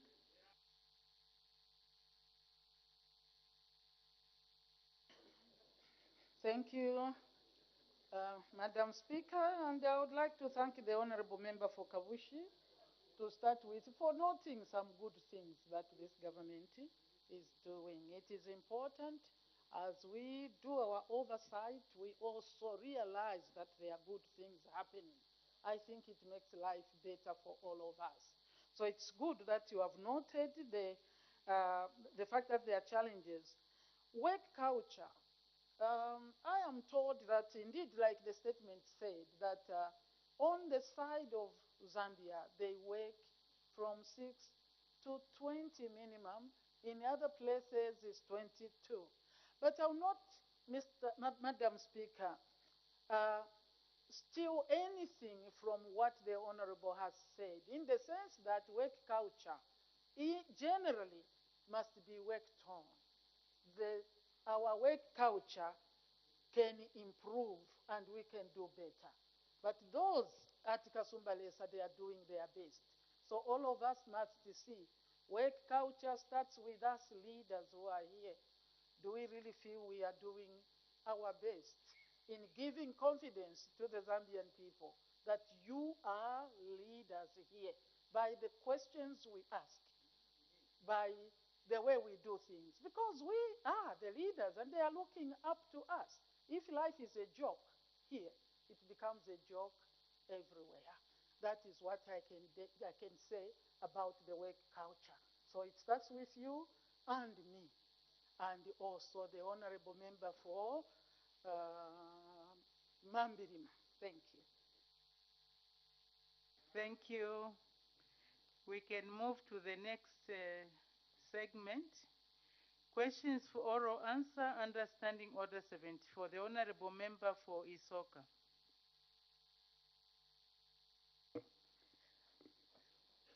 Thank you, Madam Speaker, and good afternoon. Madam Speaker, my question is number 152. Thank you. The Honorable Minister of Energy. Thank you, Madam Speaker. Ms. Nakaponda, to ask the Minister of Energy, when the electrification of following villages in Isoka district by the Rural Electrification Authority will be completed. 1. Ntipo, Chilanga, Ndeke, Kapililonga, Sansamwenji, and Kalunga. Second one, what the cause of the delay in completing the project is, considering that the poles and cables have already been mounted. And what measures are being taken to avoid vandalism of the cables? Madam Speaker, the answer to A is the project to supply power to Chilanga Primary School, Ndeke, Kapilonga Secondary School and Rural Health Center, Sansamwenji, Kalungu Primary, Tuta, Dats Memorial School and surrounding areas in Isoka district was completed and technically commissioned in October 2021. B, there has been no delay in the completion of the project. Last question, answer. The Rural Education Authority, RIA, through the Community Mobilization Unit, has intensified community engagement activities which border on the aspect of vandalism in project areas. To this effect, RIA has embarked on expanding the community engagement structure by including security personnel as a way of upscaling security in project areas. Madam Speaker, I think let me take this opportunity to give additional information on the same project. The Rural Education Authority started the implementation of Kalungu Sansamwenji Grid Extension Project in 2018 and was technically commissioned in 2021. The project involved tapping of power from Ntipo and construction of a total of 55 kilometers of 11 kV overhead line, 9.2 kilometers of 400 voltage overhead line to supply power to Chilanga Primary School, Ndeke, Kapilonga Secondary School and Rural Health Center, Sansamwenji Secondary School, Kalungu, Tuta, Dats Memorial School and surrounding areas. The project targeted a catchment population of 12,700 and supply electricity to 270 private households and 125 small-scale entrepreneurs. The project was implemented at an estimated cost of 7.2 million kwacha. I submit. Thank you. Supplementary questions, if any. Honorable Member for Isoka. Thank you, Madam Speaker. This question was asked last year and it was launched last year. But my question is, when these villages are finally connected, will ZESCO consider maintaining the minimum connection fees to the village households of 250 or below? Because this will discourage communities to continue using charcoal, and hence it will preserve our forest. I submit, Madam Speaker. Thank you. The Honorable Minister of Energy. Thank you, Madam Speaker. ZESCO connection fees are standard. However, the Honorable Member of Parliament can push in an appeal to see whether ZESCO can reconsider the connection fees in rural areas. I submit. Thank you. Any other? I see no other supplementary questions, so we can make progress. Next question, the Honorable Member for Chipili.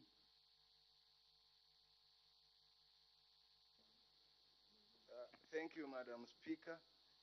Question number 153.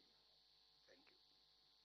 The Honorable Acting Minister of Infrastructure, Housing and Urban Development.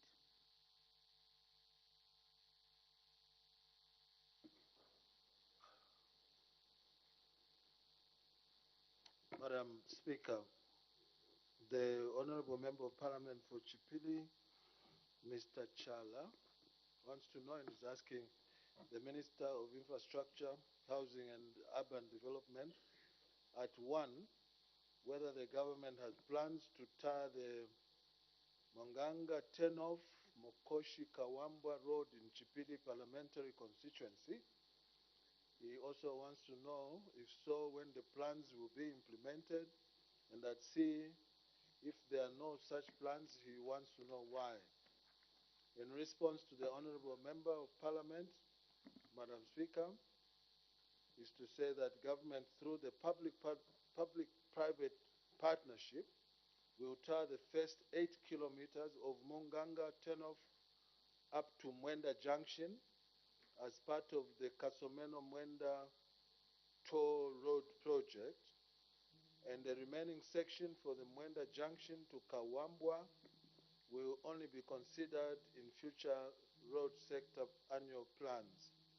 At B, the plans to upgrade to bituminous standard road for the first 8 kilometers from Munganga turnoff up to Mwenda Junction will be undertaken once the financial close has been attained at the Kasomeno Mwenda PPP project. Plans to upgrade to bituminous standards the section of the road from Mwenda Junction to Kawambwa will only be considered in future once we factor it into the road sector work plans, subject to availability of money. Madam Speaker, at C, the government indeed has plans as indicated at A and B. Above, therefore, the question becomes inconsequential. I thank you. Thank you. Supplementary questions, the Honorable Member for Chipili. Thank you, Madam Speaker, and thank you, Honorable Acting Minister of Infrastructure. There is a point of order. Honorable Member for Momba. What's the point of order? Madam Speaker, thank you very much for giving me this time to raise on a serious point of order.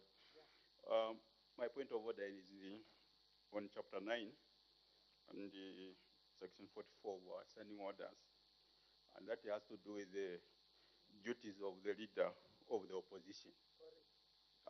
Madam Speaker, according to these standing orders, the leader of the opposition has 3 key functions, A, B, and C. Yeah.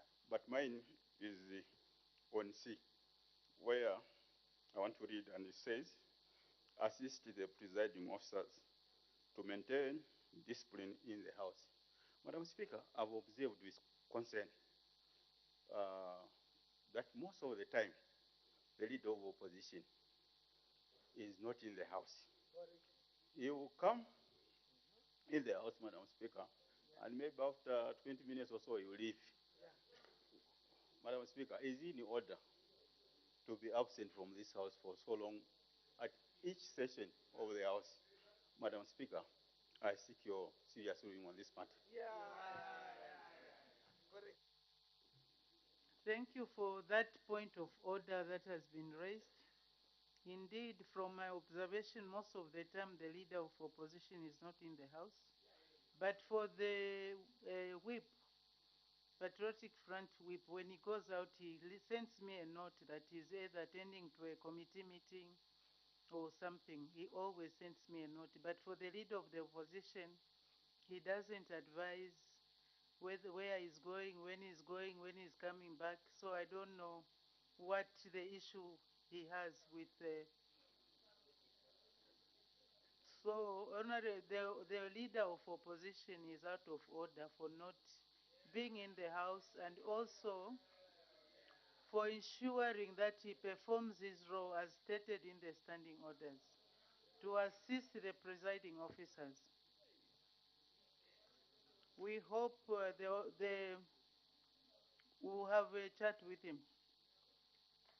Can we make progress? The question was asked. The Honorable Member for Chipili, the question.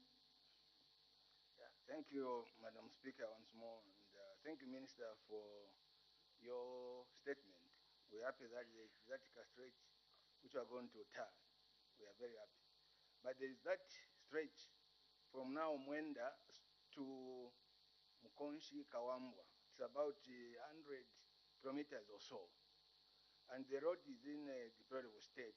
Would you have any plan for regraveling instead of tarring it, so that our people can have can be able to be traveling safely? Thank you. Thank you. The Honorable Acting Minister of Infrastructure, Housing and Urban Development. Madam, thank you, and also to thank the colleague. Just a bit of background information, Madam Speaker, about this road. The actual stretch is 92 kilometers, so you're right, it's plus or minus 100.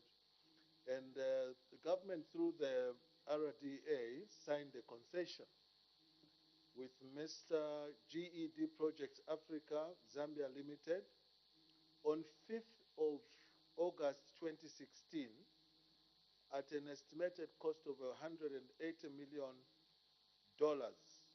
And the concession is for 25 years. Why I'm giving you this information, honorable colleague, is to show you that there is already a commitment on this road under a PPP project signed by our former governors of this country, the PF, in 2016.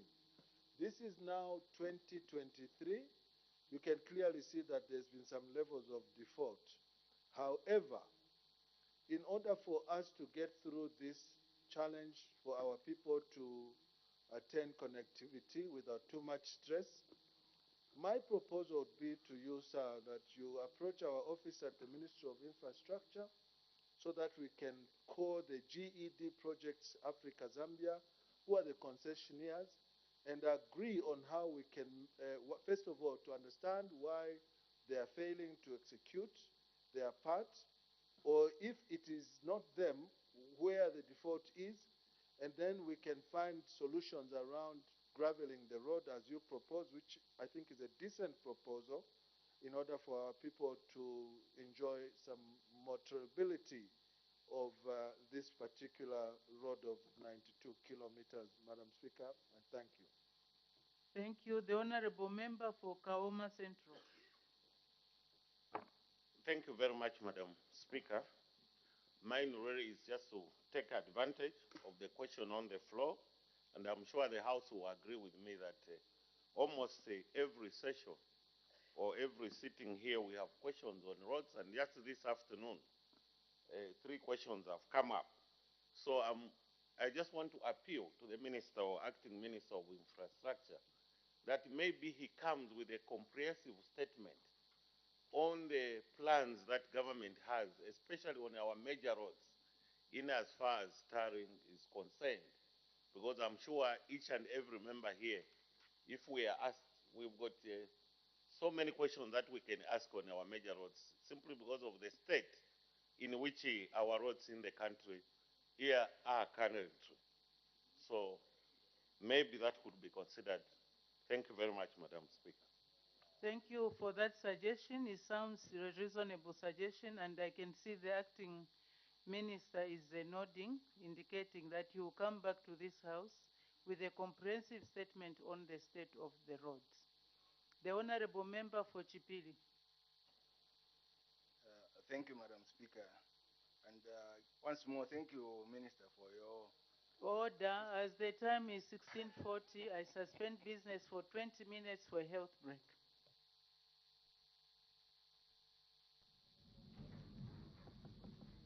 You are still watching Parliament television, and that was Chipili, Member of Parliament, asking a follow-up question to a question that he posed to the Minister of Infrastructure, Housing and Urban Development, whether government has any plans to tar the Munganga Tenof Mkonchi Kawambwa Road in Chipili Parliamentary Constituency, and if so, when plans will be implemented, and if there are no plans, why? So that is the question that was just on the floor before the House that took a 20 minutes break. And so yes, earlier on we had 2 announcements, and we also had the ministerial statement that was presented by Her Honor the Vice President on the tracks marooned on the Zambian roads leading to Kasumbalesa border. So details of these will be coming in later on. For now, we go on a break. Remember, business of the House will resume at 17 hours. Good afternoon.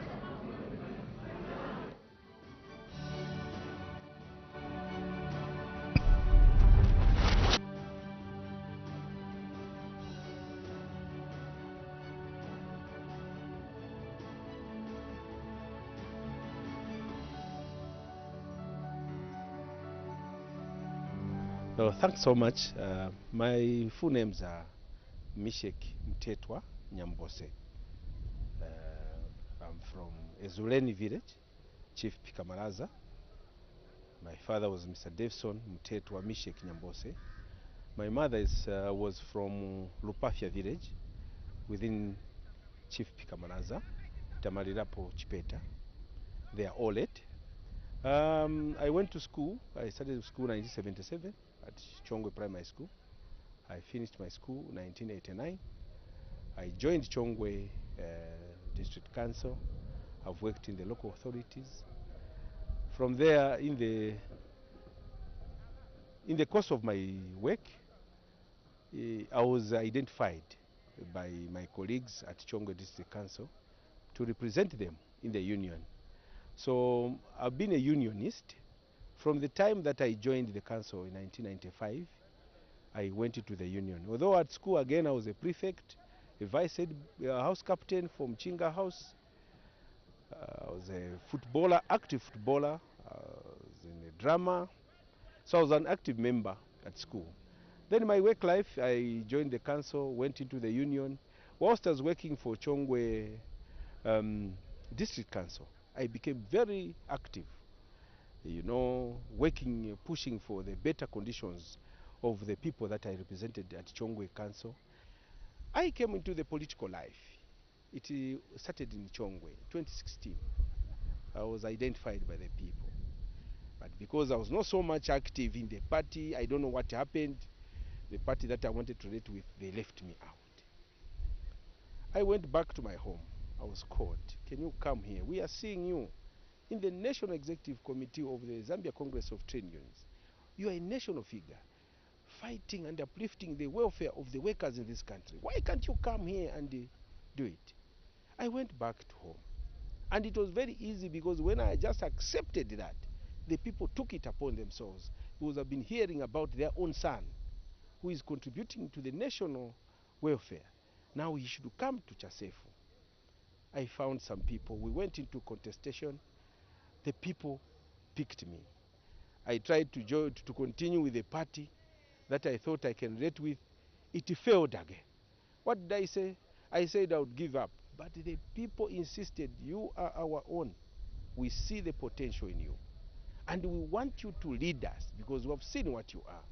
You are a people-centric person. Well, that's what I am. I like the people, especially the ordinary people who cannot have food, who cannot afford to get fertilizer, who cannot afford to get the basic things. So I went in, and it was overwhelming. I went through and I was elected. And I thank the people of Chasefu for that. That is why I always want to identify myself with my constituency, which is Chasefu, my home. And I'm enjoying so far. I'm a married person with 6 children.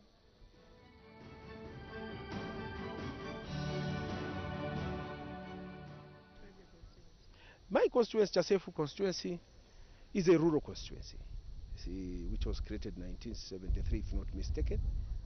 It's an old constituency, but a new district. The district was formally declared as district in 2018. The constituency is an old one. We have had eminent MPs who have been there. They did a lot that time. But when you look at Chasefu now, it's really in a very dire situation. This is not exaggerated. If there's one of the underdeveloped constituency in this country, Chasefu is one of them. Imagine, Chasefu has no boarding school. No boarding school at all. It has no infrastructure. It's now that we have built a civic center, a new civic center which has not yet been commissioned. It was a sub-bomber of Lundazi. We thank the Catholic who have a hospital called Kanyanga Hospital.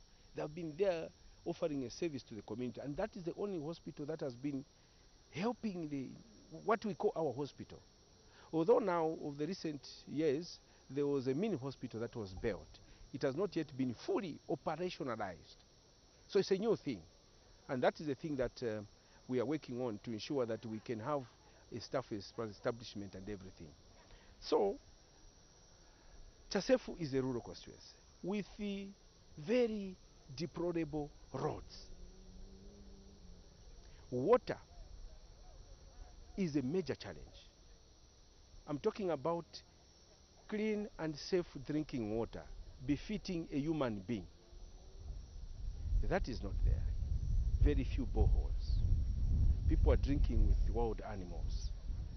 Roads going to Chinana, Msoromoka, Chamsoro, everywhere the roads are bad. So, this is how I can describe my constituency. It's a constituency that needs immediately to see that we are moving to change in terms of bringing development closer to the people.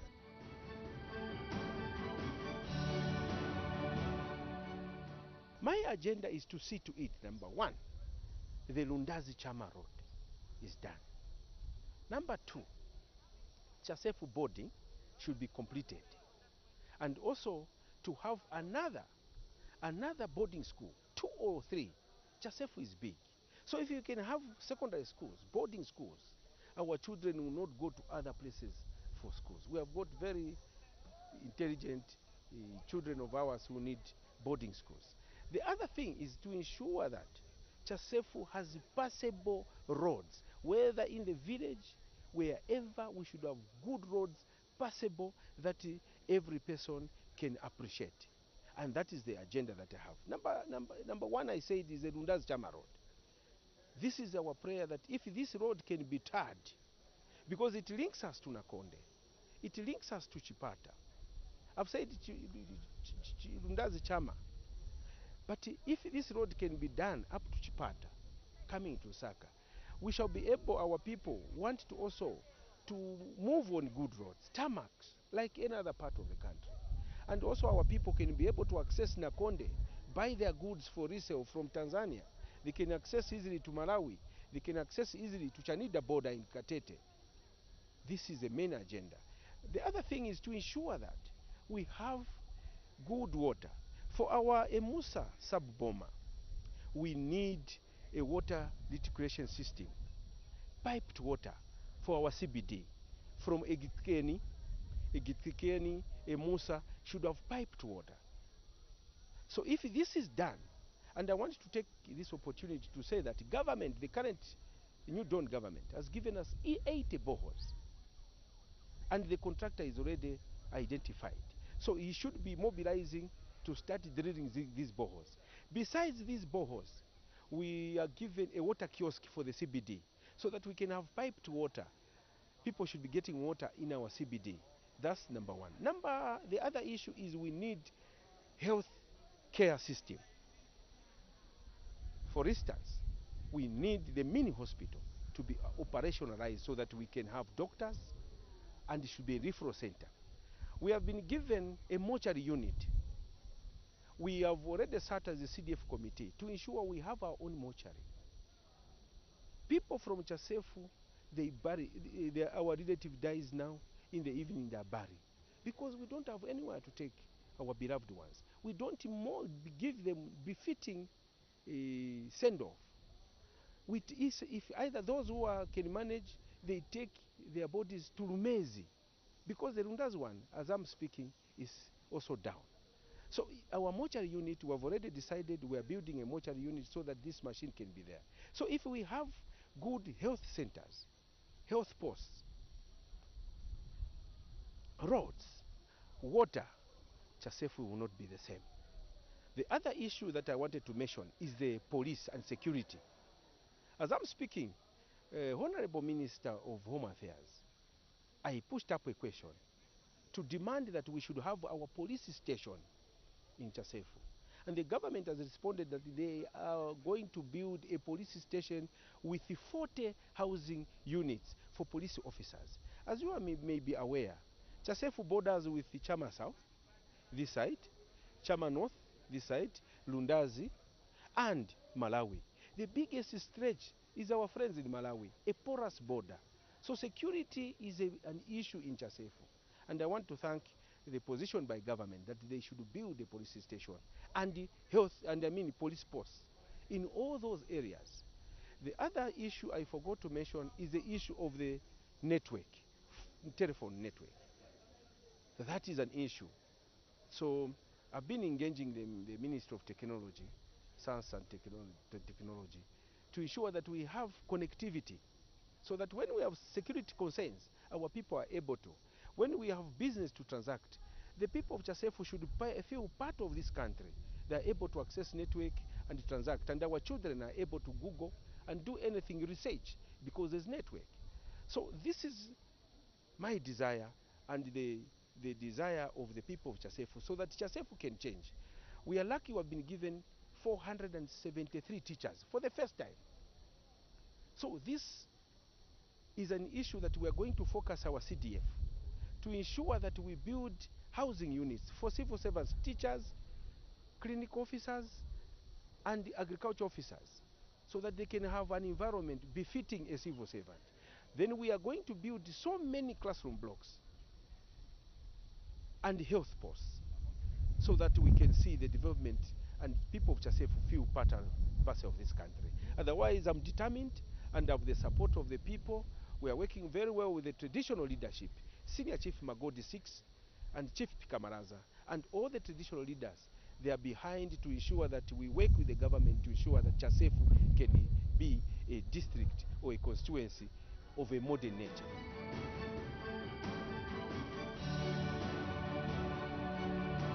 My appeal to the people of Chasefu is that let us continue working together, and please let us love one another and ensure that we develop Chasefu. Let's come together for the purpose of development. Let us share these ideas. As you are aware, it's a bottom-up arrangement.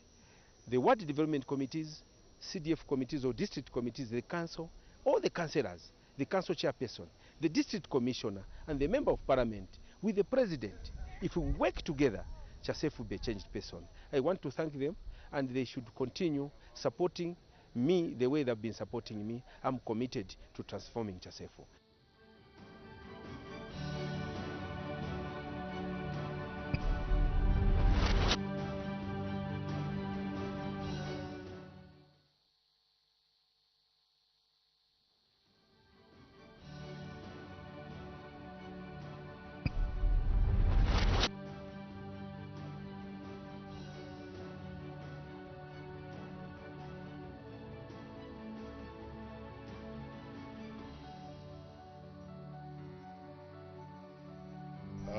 Honorable Chalapo, Member of Parliament for Chipiri constituency, Chipiri district in Luapula province. I'm married, I was born in 1964. I have children, they are 8. Yeah, some of them, they are independent. I have one who is working in mines in Mfulira. He's an electrical engineer. She's a girl. I have another one who has done economics. He's also working somewhere, but I still have my children who are going to school. The school background is I completed my secondary school at Zambia Secondary School in Wapura province. Then I joined Roads RDA. That time it was Roads Department. And I went to NIPA, where I studied law. So I have a diploma in law from NIPA, basically. Then from there I continued working in Roads Department. I resigned. Then I went into private business. From there, they created road development agents. Then I joined on RDA on contracts.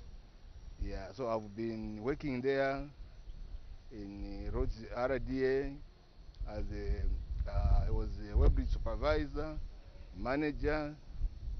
From there I was promoted to web bridge inspector. of northern part of Zambia.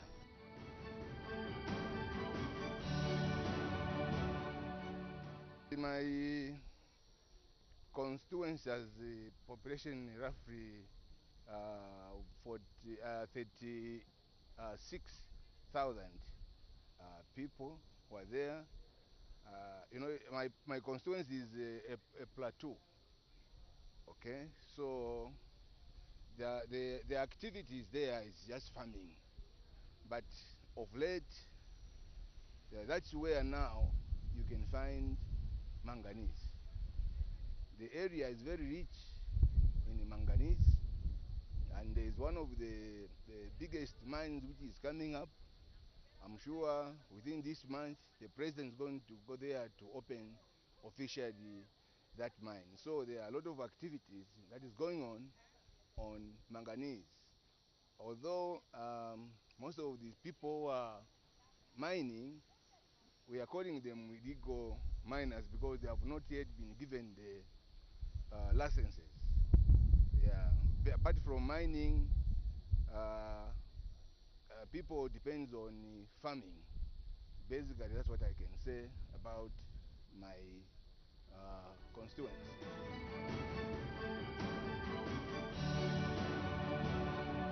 My development agenda in PD firstly, you know, it was a new district which was created recently. The first priority that I want to be done is the construction of district hospital. This is very, very cardinal. It's very important because my people are facing a lot of problems in accessing such a facility whenever they want to be attended to. They have to be traveling all the way from Chipiri to Mansa Central Hospital. So I'm trying to push the government to ensure that Chipiri Hospital, district hospital, is constructed. The other issue I want to engage, that I've already engaged the government, is to construct the skills training center. So because of these CDF funds, we have a lot of challenges.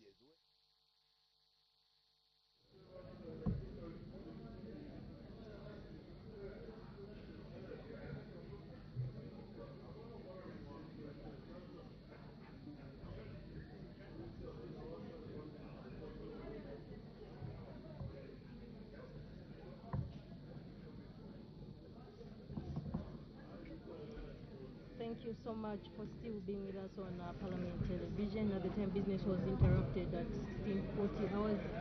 On the floor of the House was Chipili Member of Parliament, Mr. Pochala, who was about to ask a follow-up question on a question that has been raised by him.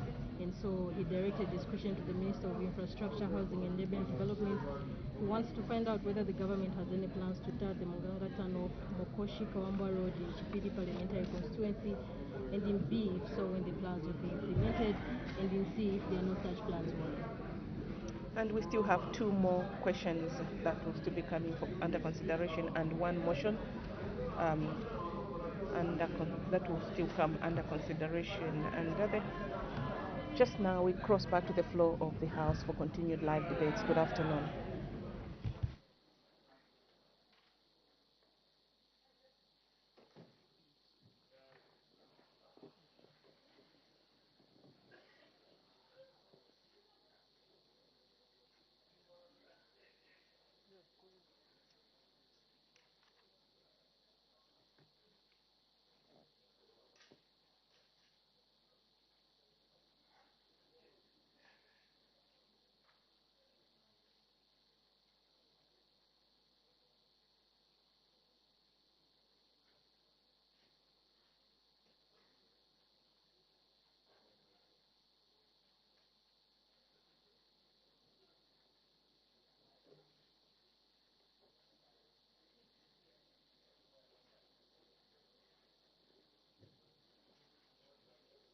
Order.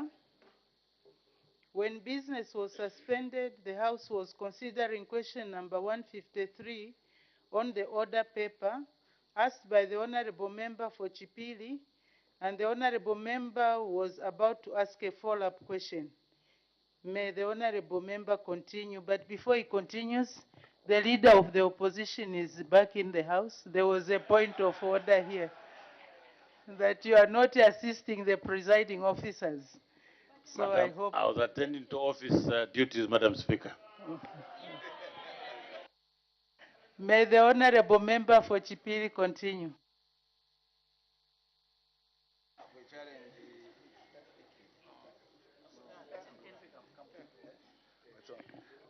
Thank you, Madam Speaker. Honorable Minister, your response is very clear. And in my view, that contractor, or whatever arrangement that was done in the past must be forgotten. They are the thing of the past. That contractor will not come on site. From 2016 up to date, and the law is very clear. Within 9 months or so, if someone is not shown up, he has shown no interest, then he's not going to do anything. So the best is that we should start afresh, meaning that I'll just come to your office as you advised and see the way forward. Thank you, Honorable Minister. Thank you, Madam. Thank you. I don't know if the Honorable Acting Minister of Infrastructure would want to comment on that. Or you are welcome to his office. Thank you very much. We can make progress. The next question, the Honorable Member for Kanchivia. Thank you so much, Madam Speaker. Madam Speaker, by leave of the House, allow me to withdraw this question. It's been overtaken by circumstances. Thank you. Thank you. Thank you. Leave granted. The question number 154 has been withdrawn. Next question, the Honorable Member for Chama North.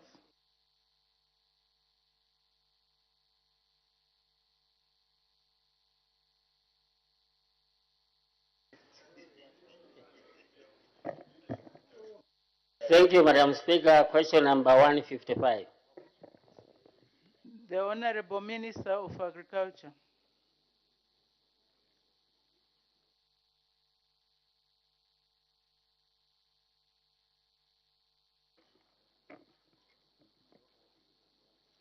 Thank you, Madam Speaker. Honorable Mtachalo asked the following question: whether the government has any plans to revive the following rice schemes in Chama district: 1, Katangalika, and 2, Kapilingisha. If so, when the plans will be implemented, and C, if there are no such plans, why? Madam Speaker, I'm happy to inform the Honorable Member that yes, government has plans to revive Katangalika and Kapilingisha rice schemes in Chama district. In fact, Madam Speaker, for B, the government plans are already being implemented in both Katangalika and Kapilingisha through the World Bank funded project, which is Transforming Landscapes for Resilience and Development, TRALAD. The project is supporting rice farmers by providing them with good, improved seeds, establishing rice bulking centers, and linking them to markets. Madam Speaker, there is also Komako, which is supporting rice farmers in Katangalika, and Komako is the common market for conservancy. It's supporting the rice farmers in Katangalika and Kapilingisha rice schemes through the provision of inputs and connecting them to markets. And C, Madam Speaker, is as outlined above, the plans are already being implemented. I thank you and thank the Honorable Member for asking. Thank you. Supplementary questions, the Honorable Member for Chama South. Thank you, Madam Speaker. Honorable Minister, you've indicated that the government is already implementing and supporting the farmers rice farmers in Katangalika and the Kapiringizia. I want to find out, has your ministry taken measures to monitor whether what they are reporting is what is on the ground? If yes, it has, how is the progress of that or success of that project? I submit, Madam Speaker. Thank you. The Honorable Minister of Agriculture.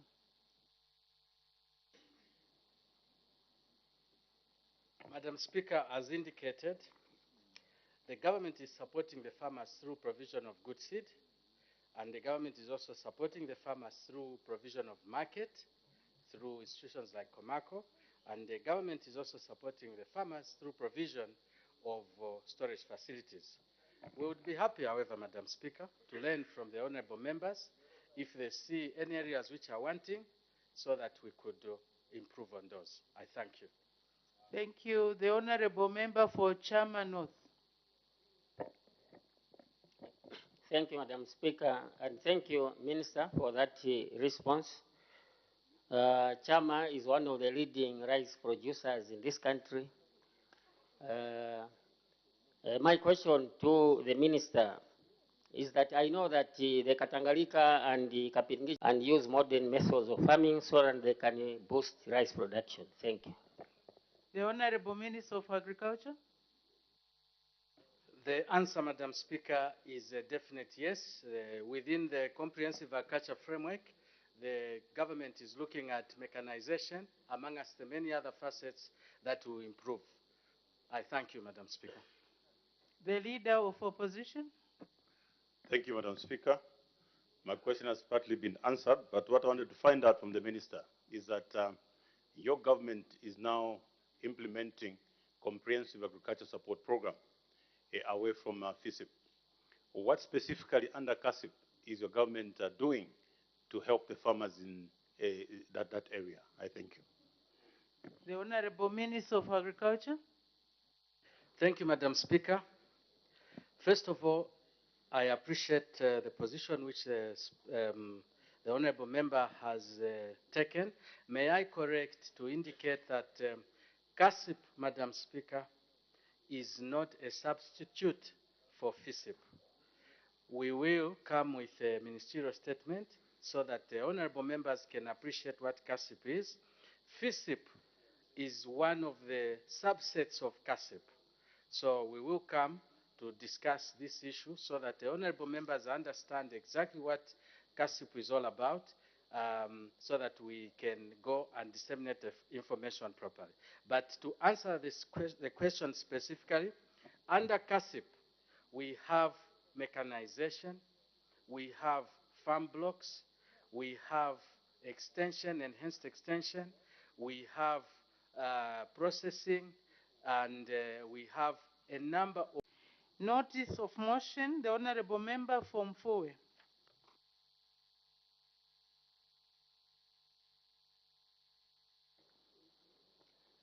Thank you very much, Madam Speaker.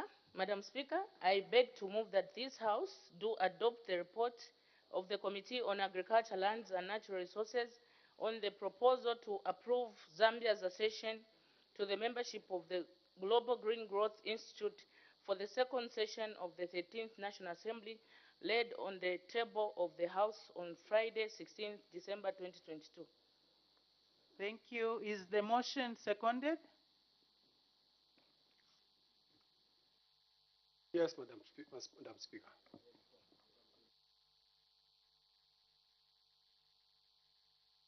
Seconded by the Honorable Member for Sikongo.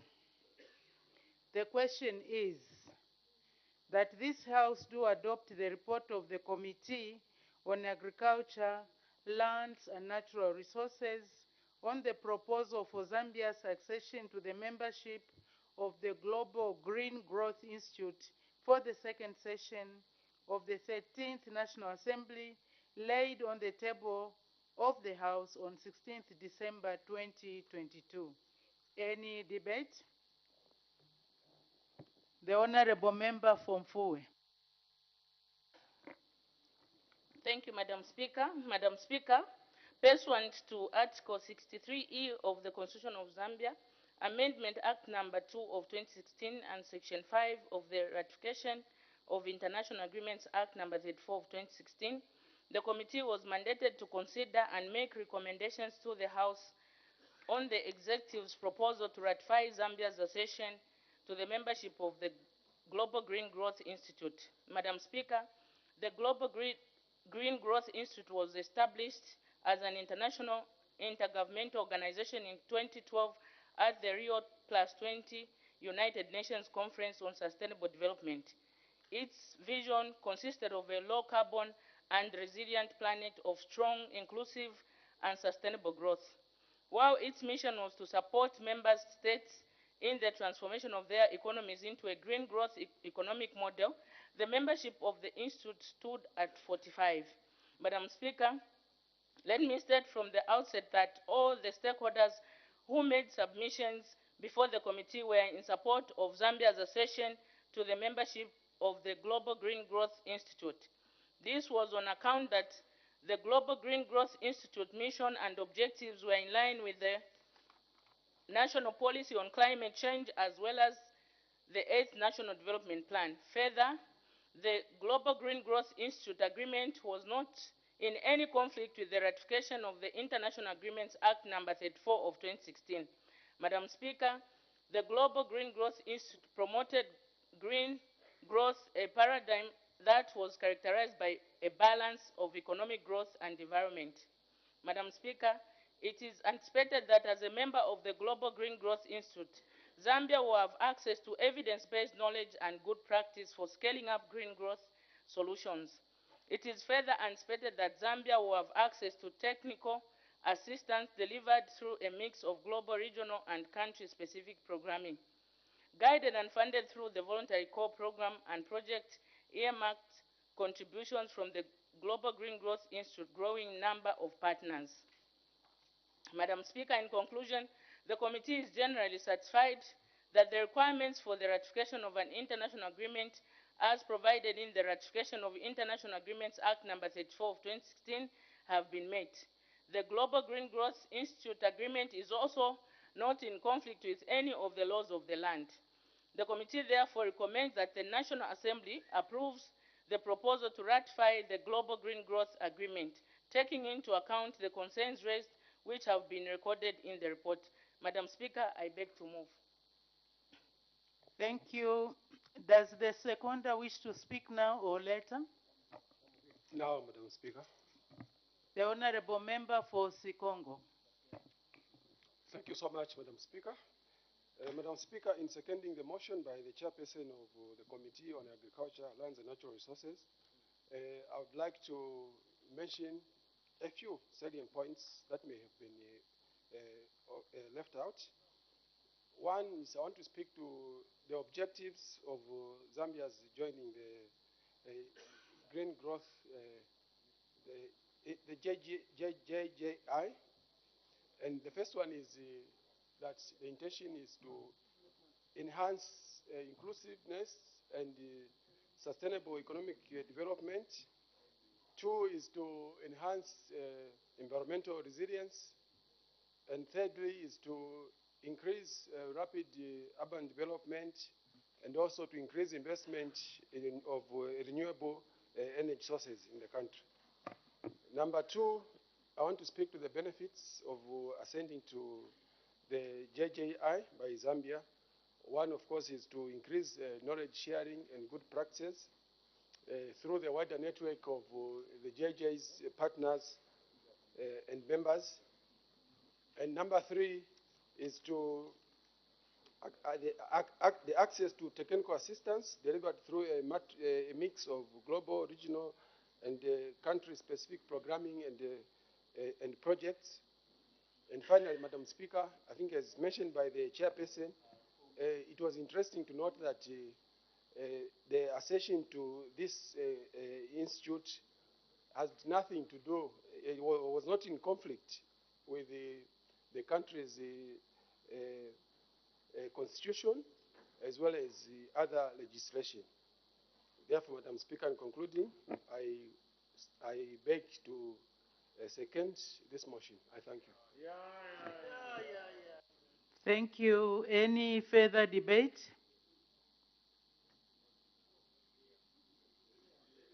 Any further debate? The Honorable Member for Mfuwe, winding up debate. Oh, sorry, before that, the Honorable Minister of Green Economy.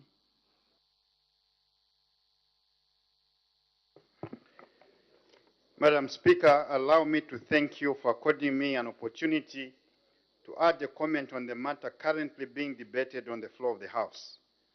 Let me hasten and commend the Honorable Mabonga, Chairperson of the Committee on Agriculture, Lands and Natural Resources in particular, and the whole committee in general on its diligence in divulging facts pertaining to Zambia's intention to become a member of the Global Green Growth Institute.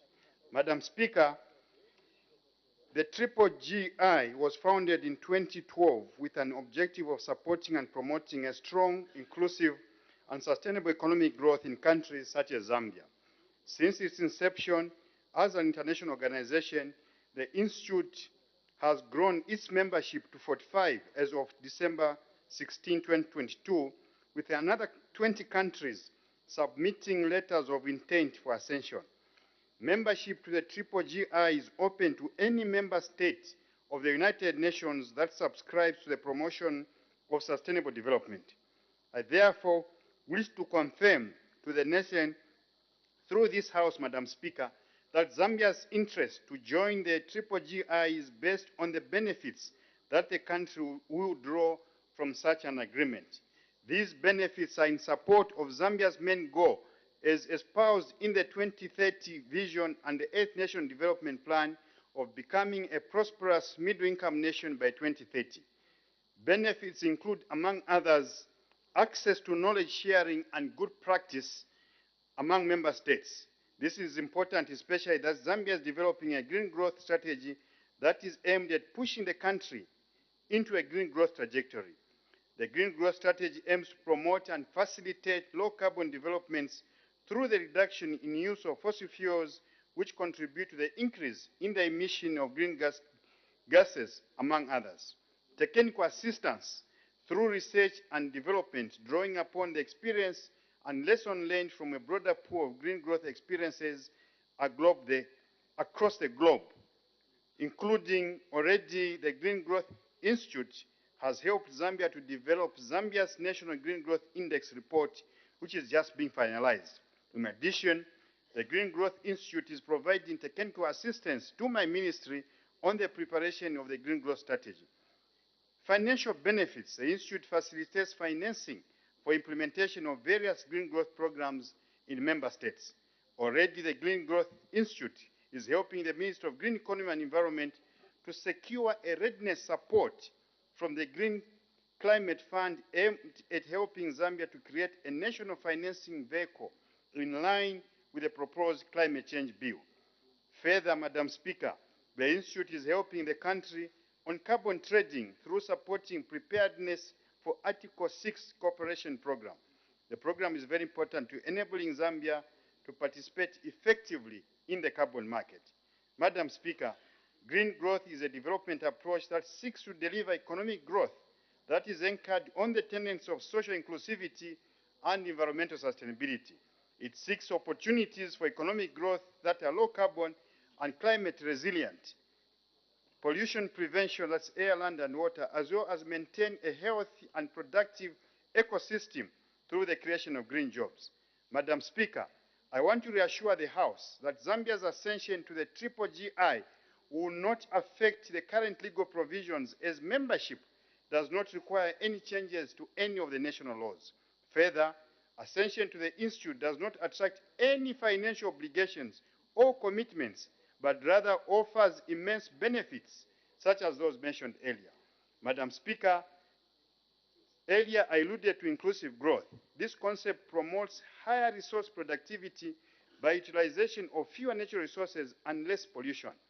This is very important to Zambia as it positions our country to transition from high carbon to a low carbon production structure with a particular focus on energy efficiency as well as clean and renewable energy, which are all fundamental aspects in addressing and reversing the negative impacts of climate change. Madam Speaker, let me emphasize the fact that we are not operating in isolation, but all these activities are anchored on a sound national policy and legal framework which support a green growth model, and therefore several policies and acts have been referenced, including the following. Energy Policy and Energy Act focus on diversification of the energy sources.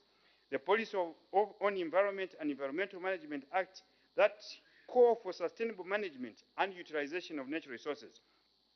Forest Policy and Forest Acts that calls for sustainable management of forest resources. Water Resources Policy and Water Resources Management Act that call for sustainable management and utilization of the water resources, and the Mines and Minerals Development Amendment Act and Policy which call for sustainable utilization of minerals. Madam Speaker, it is clear that the government seeks to have an enhanced initiative of service delivery which is beneficial to its citizens.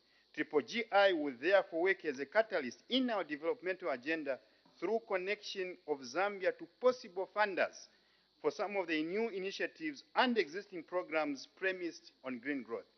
I therefore, Madam Speaker, urge all members of this august House to support the work of the Committee on Agriculture, Lands and Natural Resources, and indeed the Minister of Green Economy and Environment to adopt the report and approve Zambia's accession to the Green Growth Institute. Madam Speaker, I thank you. Thank you very much. Honorable Member for Fera, your indication came a bit late, so we are now, you came late, you indicated late. Sorry, I can't recognize you. The Honorable Member from Mfuwe, winding up debate. Thank you very much, Madam Speaker. Let me first of all thank all the honorable members of parliament for unanimously supporting the report. And I also want to take this opportunity to thank the seconder of the motion for ably seconding the motion. I also want to thank all the committee members for the work they did during the committee sittings. And lastly, the Secretariat for the support they rendered to the committee. I thank you, Madam Speaker.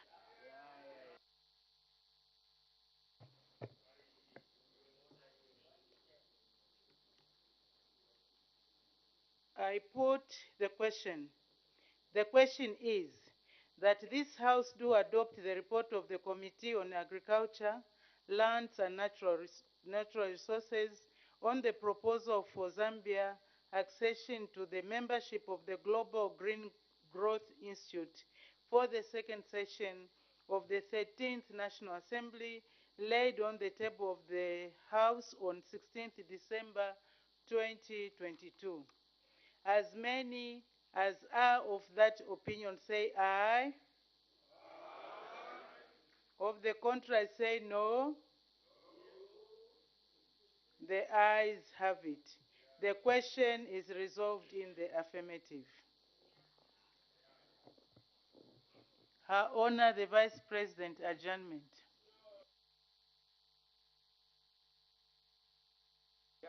Madam Speaker, I beg to move that the House do now adjourn.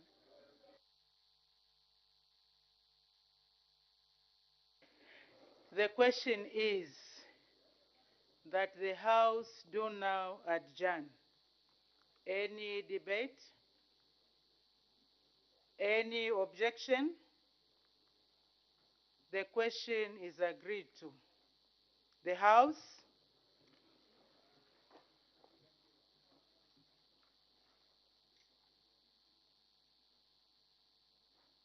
is now adjourned.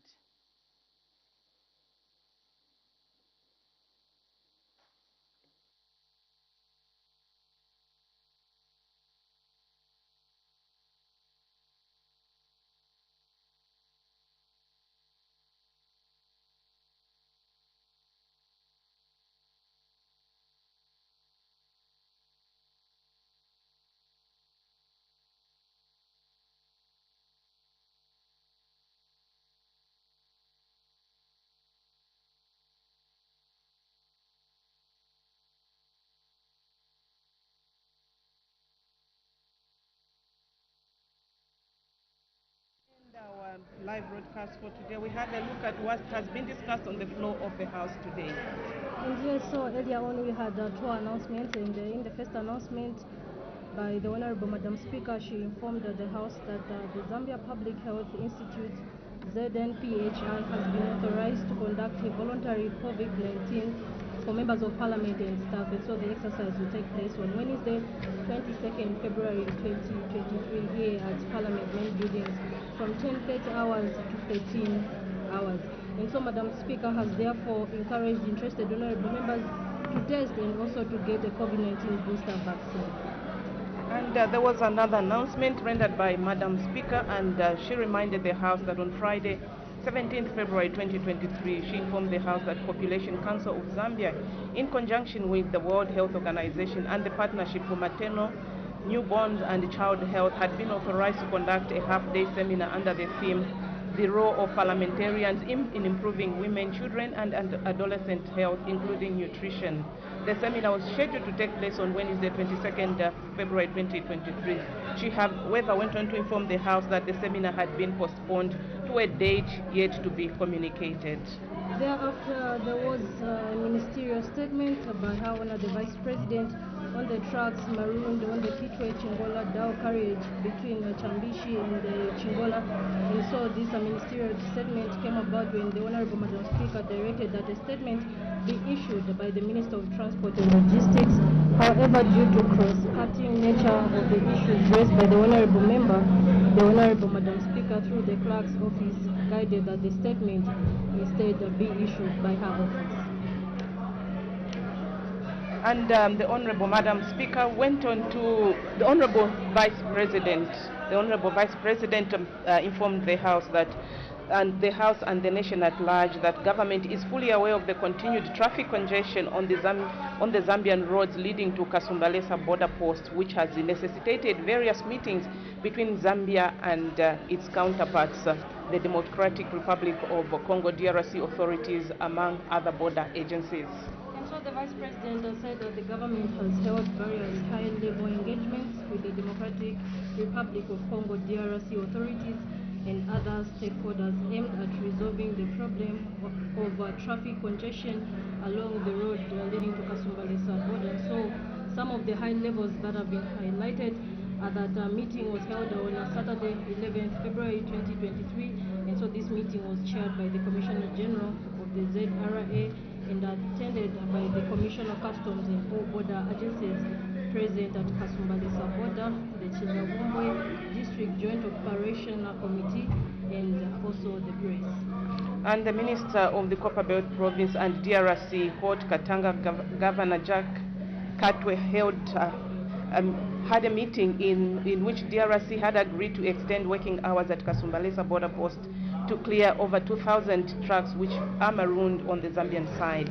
And the third one, on the other side, on the sidelines of the 36th ordinary session of the Assembly of the African Union, His Excellency the President of the Republic of Zambia, Mr. Hakainde Hichilema, held a bilateral meeting with His Excellency Mr. Felix Antoine Tshisekedi, President of the Republic of Congo, and the meeting was centered on resolving the challenges at the Kasumbalesa border post.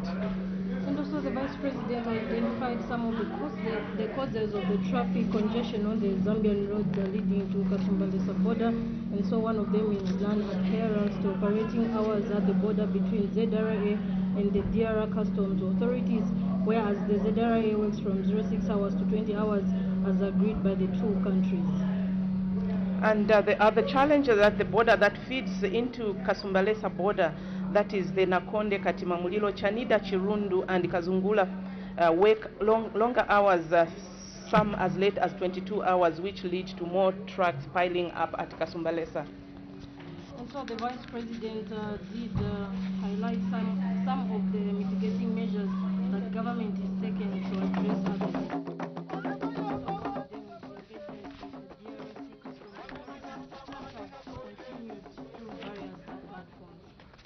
And therefore, those are some of the medium and long-term measures that the government is coming up with, including security, parking yard, and related facilities, as well as road infrastructure as alternatives to other border posts.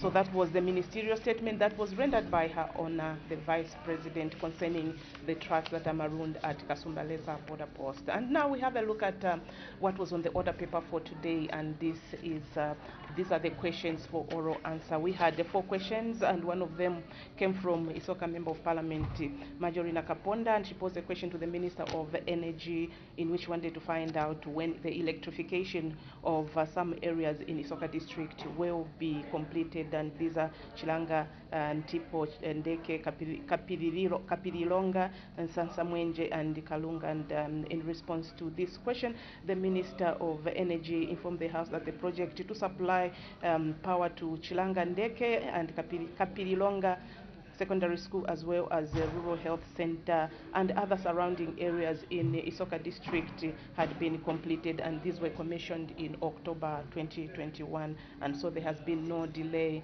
on completion of this project. And so the second question, that's question number 153, came from Chipili, Member of Parliament, and he directed his question to the Minister of Infrastructure, Housing and Urban Development. He wanted to find out whether the government has any plans to tar the Munganga Tunnel, Mokoshi Kawambwa Road in Chipili Parliamentary Constituency, and in B, if so, when the plans will be implemented, and in C, if there are no such plans. And so we saw the Minister giving answers to those questions.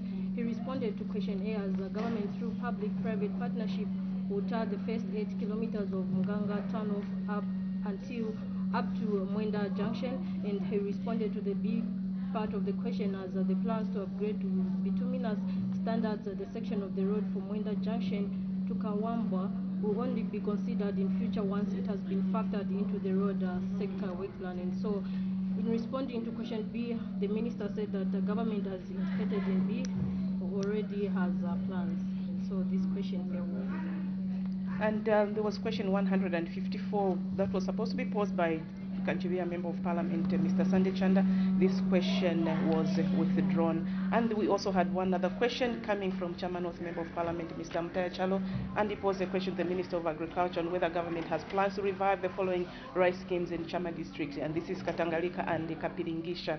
And the Minister of Agriculture informed the House that plans to implement this, rather plans have been there, and the plans have been implemented by the World Bank and Kamako, who are there to support the farmers in the areas through the provision of good seed, market and storage facilities. So that was the response to the question posed by Chama North Member of Parliament. Thereafter, we had the Mufue Member of Parliament who moved the motion, Mr. Maureen Maonga, urging the House to adopt the report of the Committee on Agriculture, Lands and Natural Resources on the proposal for Zambia's accession to the membership of the Global Green Grown Institute for the second session of the 13th National Assembly, laid on the table of the House on 16th December 2022. And so this motion was seconded by its Congo Member of Parliament, Mr. Simoshi. Yes, so that was the business of the House today. We sincerely wish to apologize to our viewers for the bad sound that we have been experiencing, and our technicians are working behind the scenes to rectify this problem. So for those of you that managed to join us this afternoon, we thank you so much and wish you a lovely evening.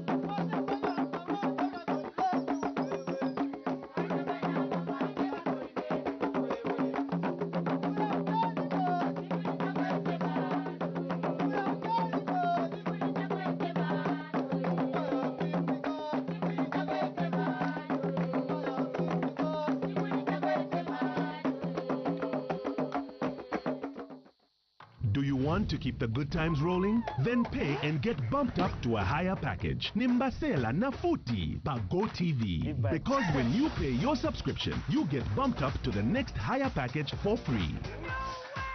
to get more than enough of only the best entertainment on TV. Nimbasela Nafuti. Visit GoTVAfrica.com for more information and stay connected to get bumped up for free on GoTV. We got you. GoTV. Love it.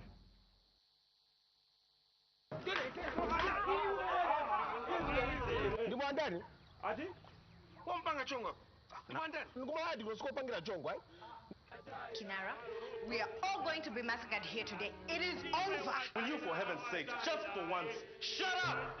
May that be the last time that you, Mr. Jonathan Chandavengerwa, scream and pour insults at me. Are we together? I think you're going to join a strike.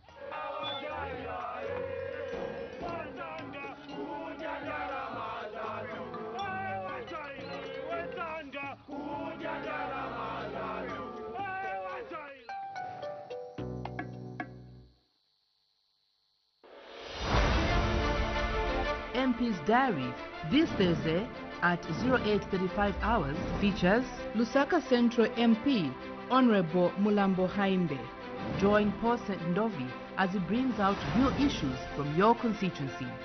MP's Diary every Thursday on Parliament Radio and Television. MP's Diary, bringing real issues from your constituency. The Republican President of Zambia, Ms. Hakainde Hichilema, will address Parliament on Friday, 24th February 2023 at 10 hours on the progress made in the application of national values and principles.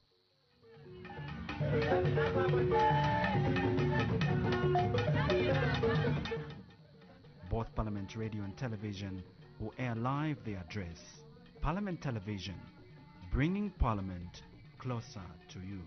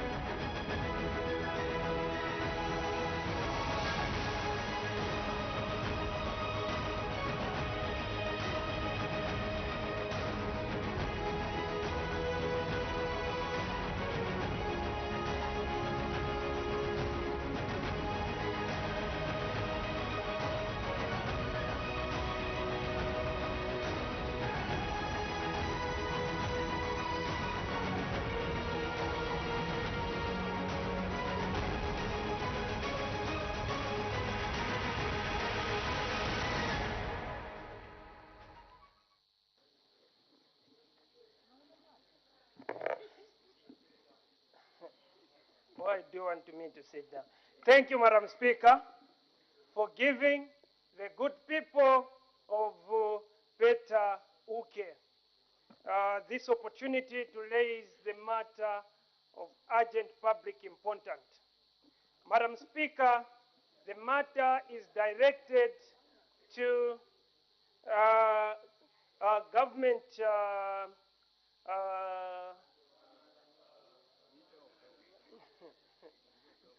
leader of government business, Madam Speaker. Why do you want to intervene? You have got your constituencies, so represent your constituencies. Don't just open your mouth anyhow. There's Madam Speaker there. Madam Speaker.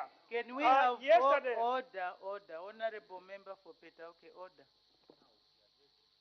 As you raise your matter of urgent public importance, please, Honorable Member, be advised that you are not supposed to engage the other honorable members in the House. Just speak through the Speaker and raise your matter of urgent public importance precisely and concisely.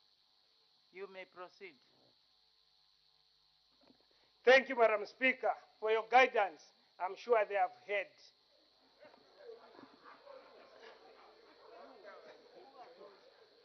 Madam Speaker, in Petauke Central Constituency, yesterday Last night, Honorable member, the matter is directed to which minister? lead of government business, Madam Speaker. Proceed. Yeah. In Petauke yesterday, we experienced heavy rains, which they destroyed about more than 200 houses, and they have left the people without houses, homeless, and also without any food, Madam Speaker, as I'm talking now. And I'm sure even these people who are making noise, I don't know if they don't follow the guidelines, Madam Speaker. Madam Speaker, I'm asking for your protection. Honorable member, as I guided, please just raise the matter of urgent public importance. Do not engage, and do not try to entertain the honorable members. Just raise the point seriously. You say that it's a matter of matter of urgent public importance. So I assume that the honorable member will raise it in a serious manner and not make a joke of whatever he is trying to raise. You may proceed. Thank you, Madam Speaker, for your guidance. Though my people are waiting to hear from their member of parliament, but there are some members who want to disturb him. Madam Speaker, my people, as I'm speaking right now, those who are affected, more than 200 families, they don't have where to sleep, they don't have what to eat because their food was destroyed. And their beddings were destroyed, their houses were destroyed, Madam Speaker. Nganda zonse zifwaika, vakulya vonse viwonongeka, Madam Speaker. As I'm speaking, apanga fwena njala, Madam Speaker. Meaning they don't have food, they don't have where to sleep, and they can even die with hunger right now. So I'm asking the leader of government business to intervene the way these other constituencies are being intervened with the matter of urgent, Madam Speaker. I thank you. Honorable member, you said the area is which is affected, Kabwe? Madam Speaker, it's Petauke Central Constituency, Nyika Ward. Thank you.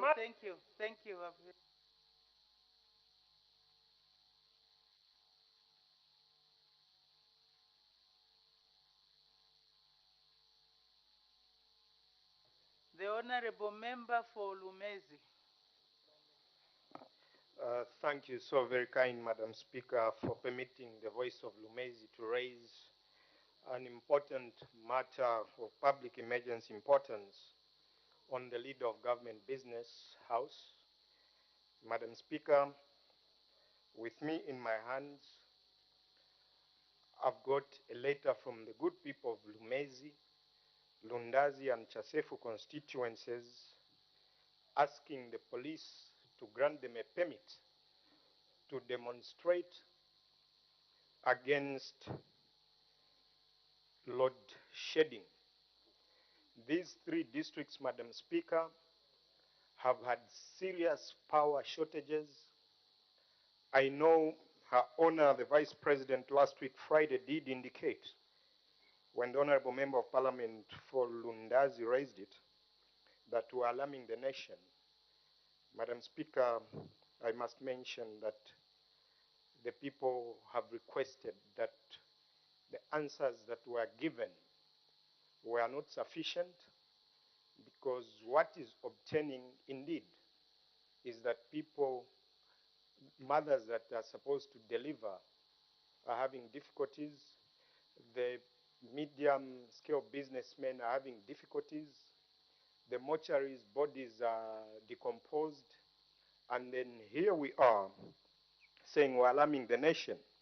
Madam Speaker, taking advantage of this privilege to represent the people of Lumezi, I must mention that the answers last week would have demanded that we call for people outside the realms of politics, like Engineer Ebongandu, to start answering on behalf, because we cannot allow the people. Order. Honorable member for Lumezi, please stick to your lane.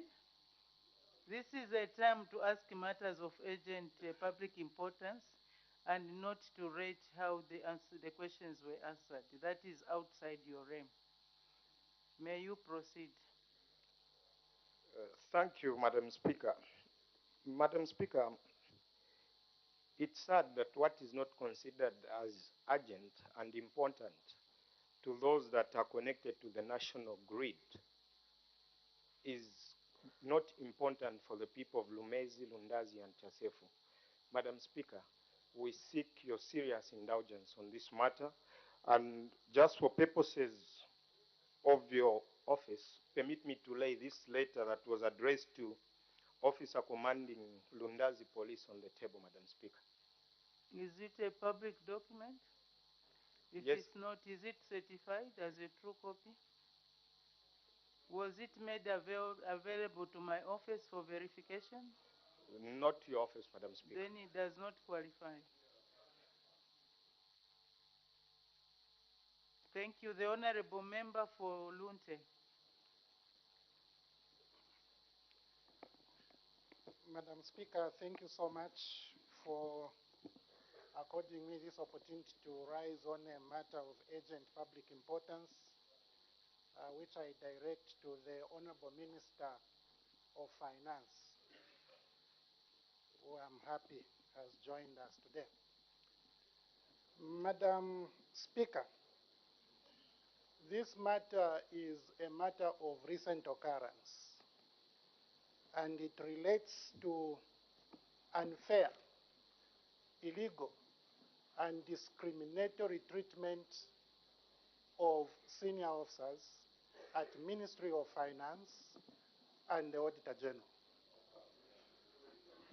Madam Speaker, recently, the Honorable Minister of Finance issued a press statement where he indicated that they had transferred people from his ministry on account of investigations. That position was reaffirmed by another press statement which was issued by the Secretary to Cabinet. Madam Speaker, these officers who were transferred are since appearing before the Anti-Corruption Commission for investigations on the PAC allowances which they obtained as a result of authority obtained from the National Assembly of Zambia. Madam Speaker, the destabilization of the Ministry of Finance is a huge problem for the Republic of Zambia, because the Ministry of Finance superintends over the central bank, which superintends over all banking institutions. The Ministry of Finance superintends over the Securities Exchange Commission. The Ministry of Finance superintends over the Pensions and Insurance Authority, meaning that the entire financial sector of our republic is managed by the Ministry of Finance. Its destabilization by unfair and illegal treatment of senior officers is a concern to me as a patriotic Zambian. Madam Speaker, some of my colleagues may not know that the problems arising from there affects the global financial sector, including the IMF.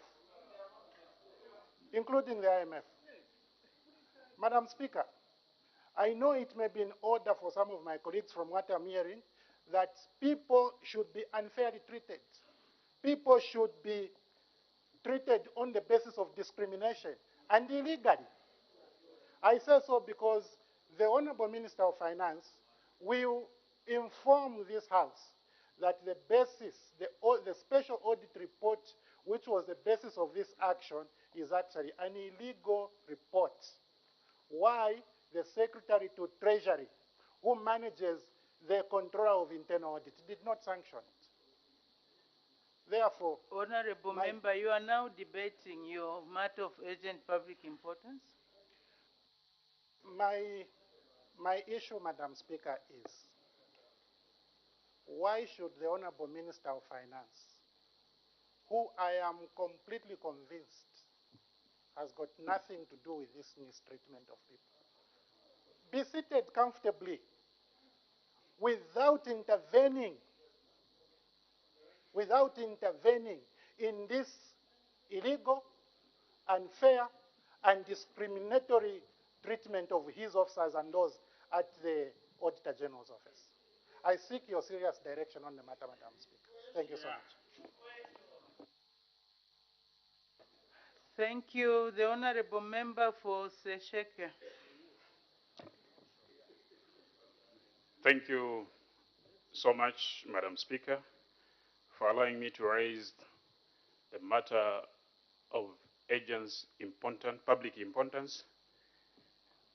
Madam Speaker, it's on record that time and again we have cried on the floor of the House with regards to Sesheke Kazungula Road, a road of economical value, a road that should not just service the people of Sesheke, Mwandi, Mulobezi, and Kazungula, but the entire nation because of how important it is with regards to the economy of this country.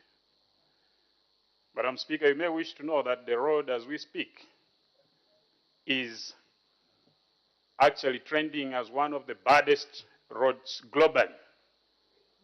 If you search on YouTube, you definitely come across Sesheke Kazungula Road as one of the baddest roads. Is the Minister of Finance in order to sit there comfortably when one of his wheels of commerce, the Sesheke Kazungula Road, has completely become impassable during this season? I seek your serious ruling, Madam Speaker. Thank you.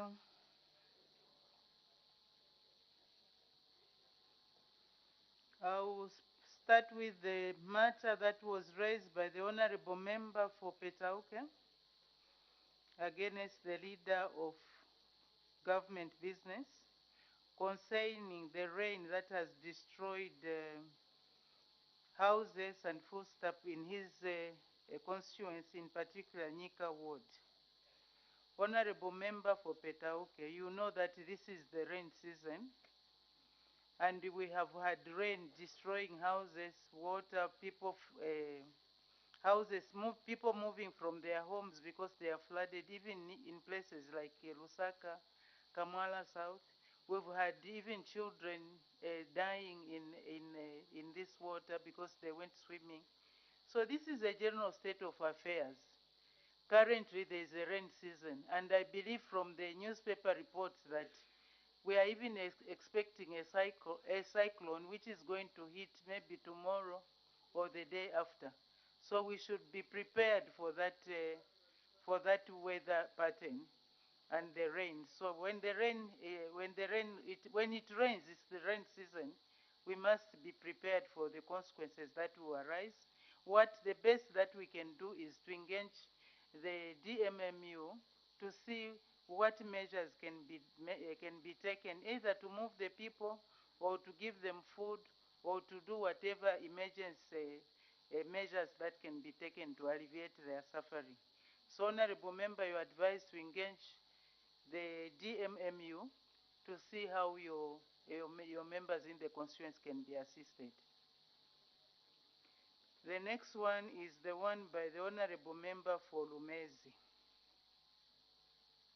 This is about some load shedding in Chasefu, Lundazi, and Lumezi that members there are trying to protest. They are looking for a permit to protest because of load shedding. From the Maybe since the minister is here, but I know this matter, we discussed it. The whole of last week, we were talking about electricity that is coming from Malawi. But since the minister is here, maybe he can shed some light on that issue. The Honorable Minister of Energy. Thank you, Madam Speaker. We are aware that there is a situation in Lundazi and Chasefu and Lumeza as well, including Chama as well. These areas are connected to Malawi, and I must have presented a report that ZESCO is carrying out works to substations so that eventually we can connect the areas affected to the national grid. If I'm right, I think we should be able to connect them by the end of next year. However, we'll look into the situation and I'll present a report to Parliament as soon as possible. Submit. Thank you very much for that. So, Honorable Member for Lumezi, the government is aware of the situation and something is being done about it. And the minister is going to come back to present a report on how these works are going. The next one is the one by the Honorable Member for Lunte. This item has made a lot of headlines in the paper. And before I even answer in detail or react in detail to the concerns that have been raised by the Honorable Member for Lunte, today there was an article in the paper that the Director General of the Anti-Corruption Commission is prepared to show the Honorable Members of Parliament who are disputing the wrongs that happened at the Ministry of Finance. So it's not something that we can condemn or tolerate just without knowing what is actually happening on the ground, the facts on the ground. So anyway, in any event, Honorable Member for Lunte, this matter, you raised it the other day. On Friday, you asked the Honorable Leader of Government Business. She responded. You are again bringing it. And in accordance with Standing Order 67 of our standing orders, repetitious questions are not allowed. In any event, the government is aware. Their investigations are being carried out. As you have said, they are appearing before either DEC or ACC. So the investigations are ongoing. Let's allow the investigations to proceed without any interference from anyone. If these members are going to be found innocent, they will be cleared. There is no need for worry. I think the worry should come from everyone, the people who are supporting or who are against the removal and the people who have removed. Government money has been lost, and it's not little money, it's a lot of money. Honorable Member, if you are aware of the details, like some of us are, you would not even raise a finger. You would want to wait. You would want to wait to see that the investigations are carried out to the satisfaction of everyone. So let's not worry about things, about unfair treatment, illegal, unfair, unjust treatment. It's just the course of, it's just the conditions of safety that if you are found wanting, you can either be transferred or suspended. In this case, they have even been transferred. They should have been suspended so that investigations can be carried out. So let's not worry about that. And I believe the minister is here. He can say something on it.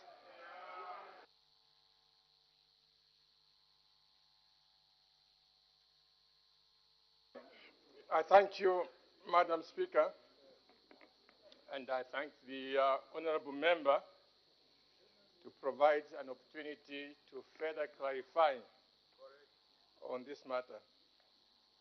Madam Speaker, as you have said, suspicions were raised. And the culture of this government is not to sweep any suspicions under the carpet. Madam Speaker, you notice that this is in big contrast to what happened before. For example, in the previous government, ministers would be arrested, but they'll be left to sit in their offices, thereby hampering investigations. Madam Speaker, you recall that under the previous government, a number of people were injured. Some were even killed in cold blood. Kaunda was lying on the floor with blood flowing out.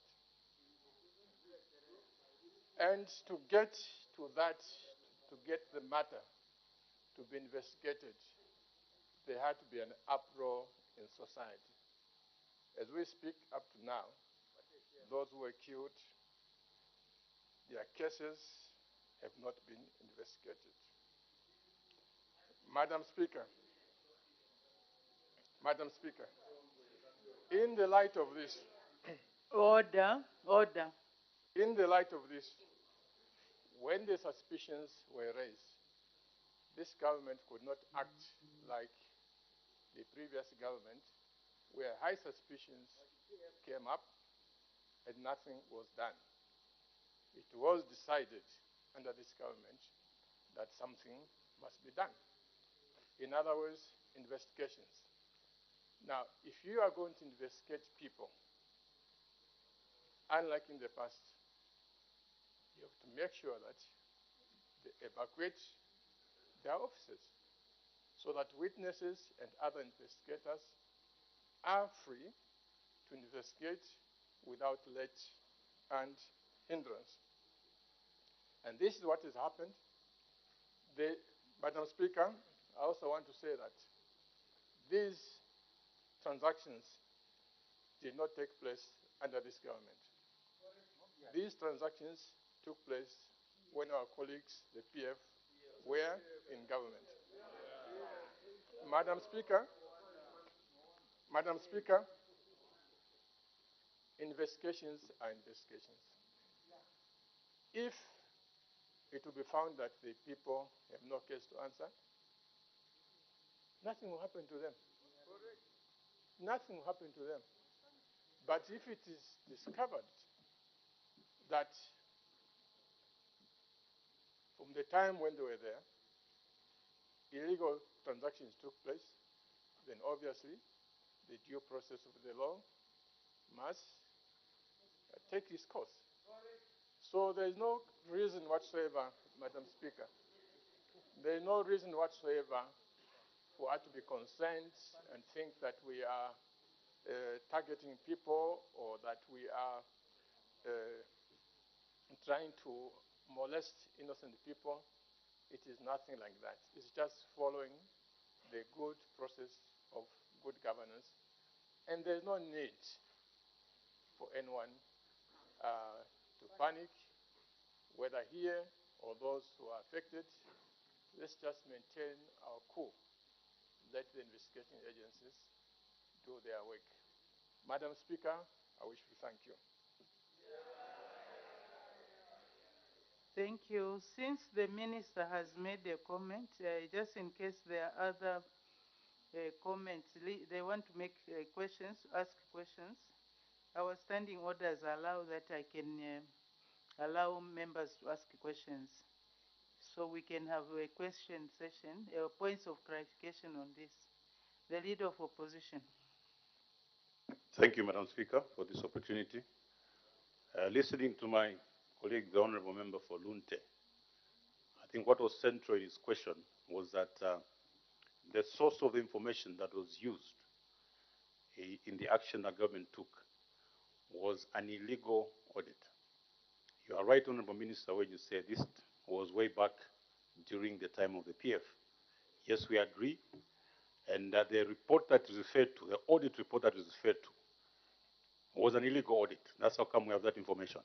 So maybe that is the point that we want you to speak to the illegal report, illegal audit report, a report that was not sanctioned by Secretary of Treasury. Madam Speaker, I would want the Minister to comment on that particular audit report. I thank you. Thank you. The Honorable Minister of Finance. I thank you, Madam Speaker. Will the Honorable Leader of Opposition clarify when he says that the audit report was not sanctioned by the Secretary to the Treasury? Which Secretary to the Treasury are you referring to? Are you talking about the Secretary to the Treasury under the PF who may have something to answer on this particular case? Or are you talking about the current Secretary to the Treasury? I thank you, Madam Speaker.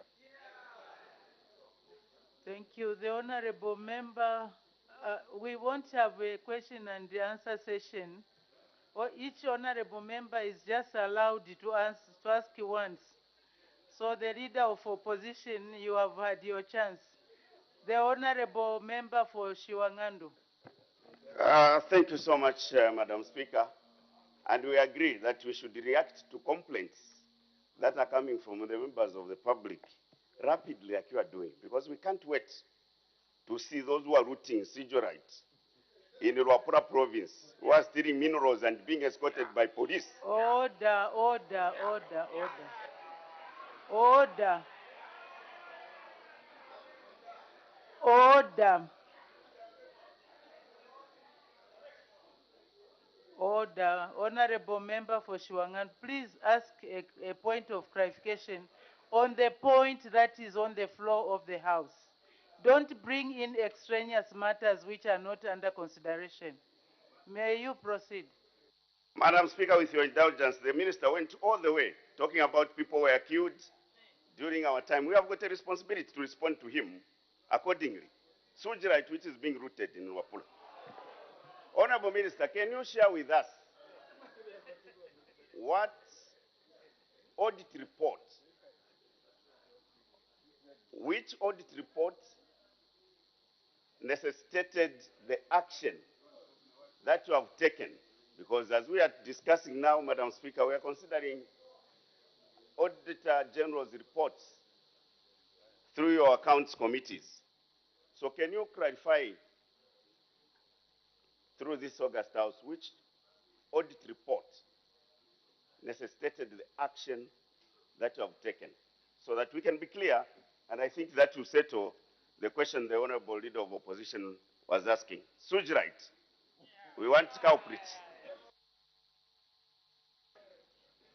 Order. Under Standing Order 136, there is this session is timed. It shouldn't take more than 1 hour. So it's going to be timed.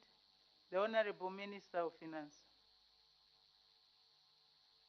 I thank you, Madam Speaker. And I want to thank the Honorable Member for Shiwangandu. Madam Speaker, a suspicion is a suspicion. And that suspicion can come from any source. It can come from an auditing process. It can come from a whistleblower. It can come from an internal audit. Even the police, yes. And once it comes and seems to have substance that requires that you must follow up, you follow up. You follow up. So the issue is to whether this report came from this one or this one or that one. That is totally irrelevant. Totally irrelevant. Even you, Honorable Kampiongo, you were talking about some stones that are being smuggled. Go to the police. Go to ACC. They will not say because you are Honorable Kampiongo, you are not an Auditor General, will not listen to you. They will not do that. They will follow up. Thank you, Madam Speaker.